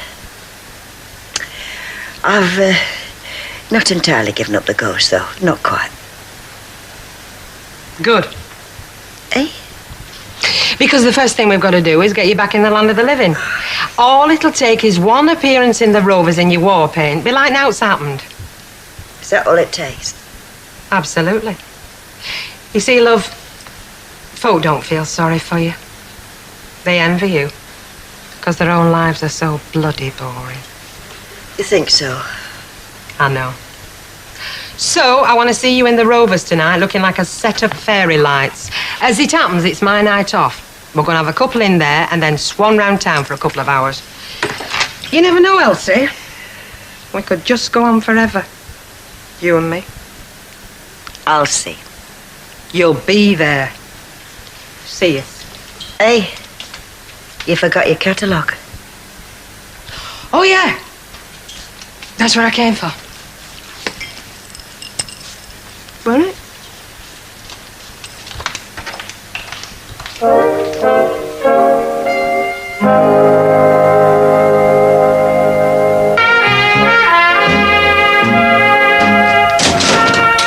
Thank you, love. Thanks. Ta-ra. Well. The Wanderer's return. Have you had a nice time? Oh, we had a smashing time, didn't we? We did. You managed without me. Just about. I was the little terror then. Well, according to Emily, she's been smashing. Oh, I thought for one moment there you were talking about Uncle Albert. Listen, now just take this lot upstairs and then I'll go and see her. You won't believe how much I've missed her. Would you know? Oh, so Ken Scars, I thought I'd deliver a little present for you. Oh, darling, have you been a good girl? Oh, she's been as good as gold. Oh, haven't and you, have you love? missed me? Eh? I've missed you, I'll tell you that. Yes, it's been quite like old times. What have you been doing? Went to the seaside. The seaside? Oh, you a lucky girl. Well, it was only a day out at Blackpool, but we had a lovely time, didn't Oh, we? smashing. I'll be quite sorry to hand her back. And have you two enjoyed yourselves? Oh, yeah. Listen, come upstairs, I'll tell you all about it. Come on, darling.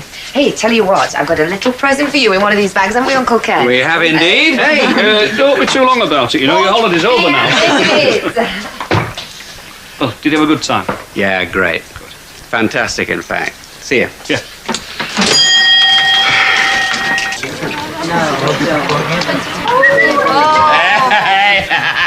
Hey, you're done up to 9. Is it fancy dress? Yes, I'm Marilyn Monroe, can't you tell? I thought you were Hilda Ogden. Fair cloth. Tenant notice, you look very nice, lovey. Ah, Betty.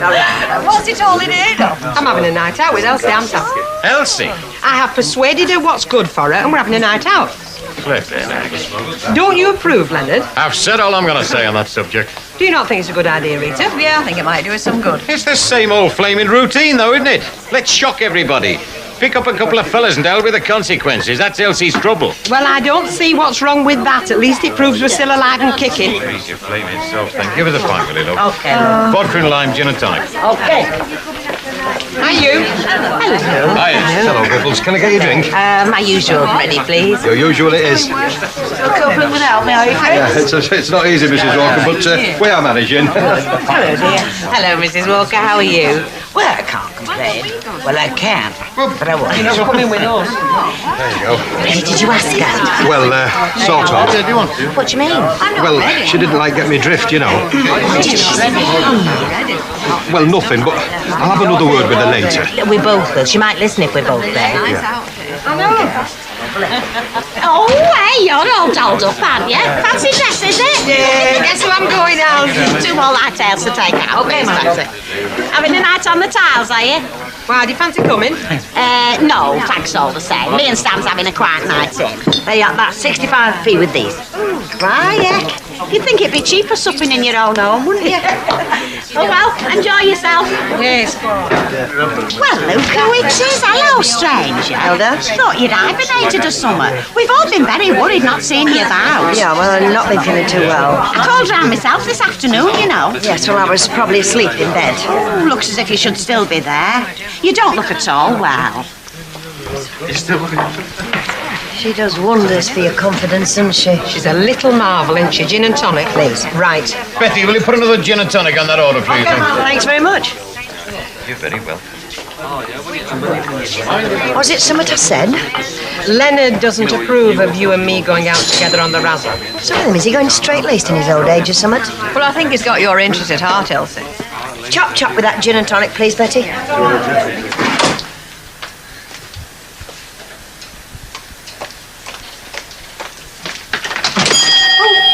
Oh, you just caught me. I was just about to shut up. Well, you'd have to hang on for a bit, won't you?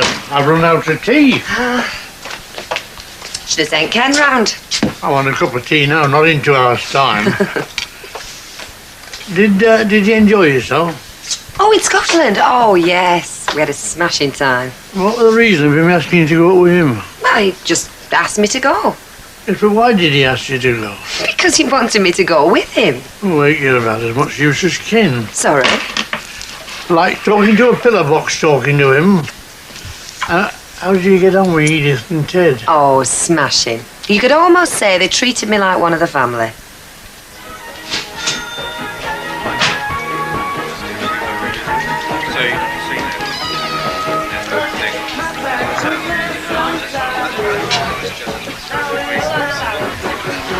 God, it's a long time since I've been in here, and it hasn't improved. I had my first ever drink in here. We used to nip in from a Liberal club round corner. I'll not tell you how old we were. 2 G&Ts, love. Right, love. You know, it's all coming back to me. Yank used to bring in here, an Air Force captain. He thought he was seeing a bit of real old England. Locals used to sup off him all night. Still, it was a fair swap, I reckon. So what happened to him? Raid over Germany.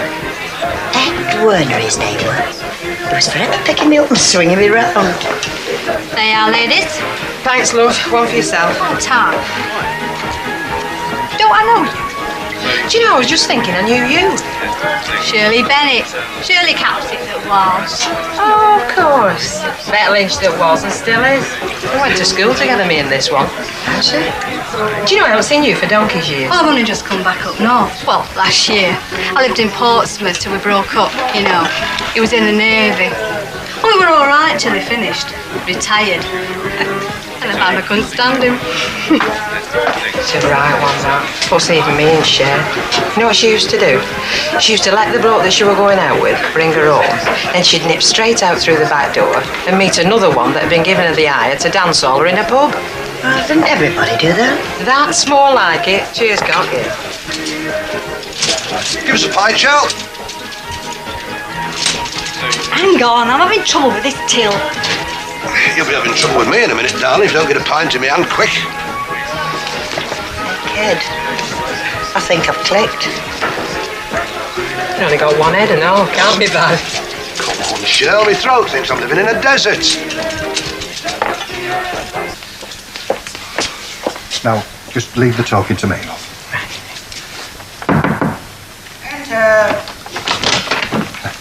Yes, Fred. Come to ask me to be a bridesmaid, have you? Oh, no, Mrs. Walker. Oh, only joking. What's the problem? Well, it's just, it's like about that little chat we had earlier this afternoon, like. I thought we sorted all that out.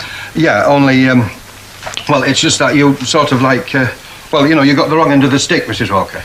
I got hold of the wrong end of the stick. What Fred's trying to say is that after we're married, it might be a week or two before we can move into our pub. Might be more than a week or two. Oh, I doubt it, Mrs. Walker. Oh, well. So, we wondered, If we could both stay here. Stay here? Well, like I say, it'd only be for a week or two, and we haven't anywhere else to live, Mrs. But you Walker. haven't even got a definite assurance you'll get a house of your own. Oh, I mean, that's only a formality, Mrs. Walker. We'd be no bother, Mrs. Walker. No. And Eunice could do the cooking. No, she's a good cook, is Eunice. Is she? We'd be very grateful, Mrs. Walker. Oh, very well. Under the circumstances, you may move in here, but for a temporary period only. Thank you very much, Mrs. Walker. Thank you, Mrs. Walker. It's only be for a fortnight. Only a week, happen.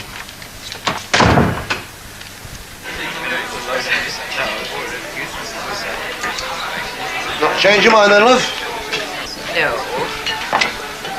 I couldn't sit and watch somebody else drinking, could you, Elsie? Like torturing yourself, that is. Worse than looking at stiffs. Cheers, love. One on her own, is she your mate? Independent type? Look, will you stop talking about me as if I'm dumb or something? It annoys me. Sorry, I'm sure. I've had enough to drink. Oh, come on, Bet. What have you had? Enough. Oh, don't be a wet blanket. What's up with you? Yeah, come on, enjoy yourself, darling, like Elsie is. Is that what you call it? Excuse me. Excuse me? Certainly, your ladyship. Leave her mink coat on the bus, did she? Oh, she's all right, is Bet. You couldn't have fooled me. Mind you, who's bothered? I'm not. I got the good-looking one. You know, you were front of the queue when they were dishing out cheek, you were.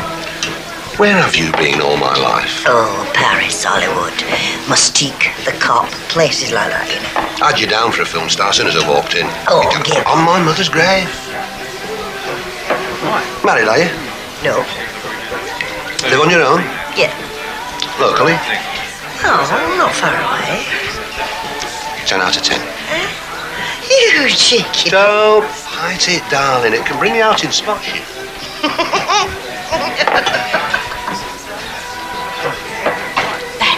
Have you a minute? Yes, love. That bloke you seem to have taken a shine to. Not me, love. He's a right weasel. Thinks women are fag cards. Don't worry, love. I had his number first time he opened his gob.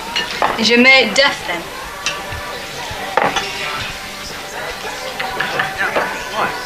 I know. Right, Elsie, I'm off. I said I'm going, are you coming? What are you on about? You've only just got here. I'm not talking to you. Elsie? What for? It's not late. And I'm enjoying myself. Isn't that the point? I just want to go. I don't. Well, then I think you're a mug. See you, kids. See you, Bet. Funny woman. You made the correct decision there, darling. No danger.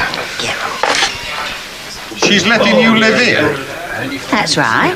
Very surprising. Oh, I don't know. She's quite reasonable, is Annie? It all depends how you handle her, like. Oi, Mrs. Walker's gone to bed. She got one of her migraines. That was sudden. Ah, well, she thought she was getting shut here, didn't she? Must have been a hell of a shock to find she wasn't. Hey, just watch it, Fairclough, or I'll be doing you a favour and take them creases out of your face. As long as mine doesn't end up like you. Now, Fred, you know I don't like that sort of talk. Sorry, love. Neither do I. Sorry, look. Aye. Well, if it isn't the Rover's return. Oh, isn't he witty? Did you enjoy yourself? Yeah, we had a smashing time. Right, now, can I get everyone a drink? You're not celebrating something, are you? Celebrating what? Well, I can think of several things. And they'd all be wrong. Oh, you said you had a good time. So, would you all mind naming your poison before this conversation gets out of hand? All right, well. There's only enough for one. You have it then. Oh, I couldn't. You have it. Oh. It's time you were getting off home, you know. Yeah. Well, it would be if I hadn't got settled in here. Yeah, well, you're not stopping. Oh, you're not turning me out this time of night, Elsie. I'm afraid of the dark, you know. I've told you, you're not stopping here. Yeah, just like you told me I couldn't see you home and I couldn't come in. Yeah, well. You know what they say, Elsie, love? Never spoil the ship for Abe at the time. No, you're a cheeky devil. You get off. No, get...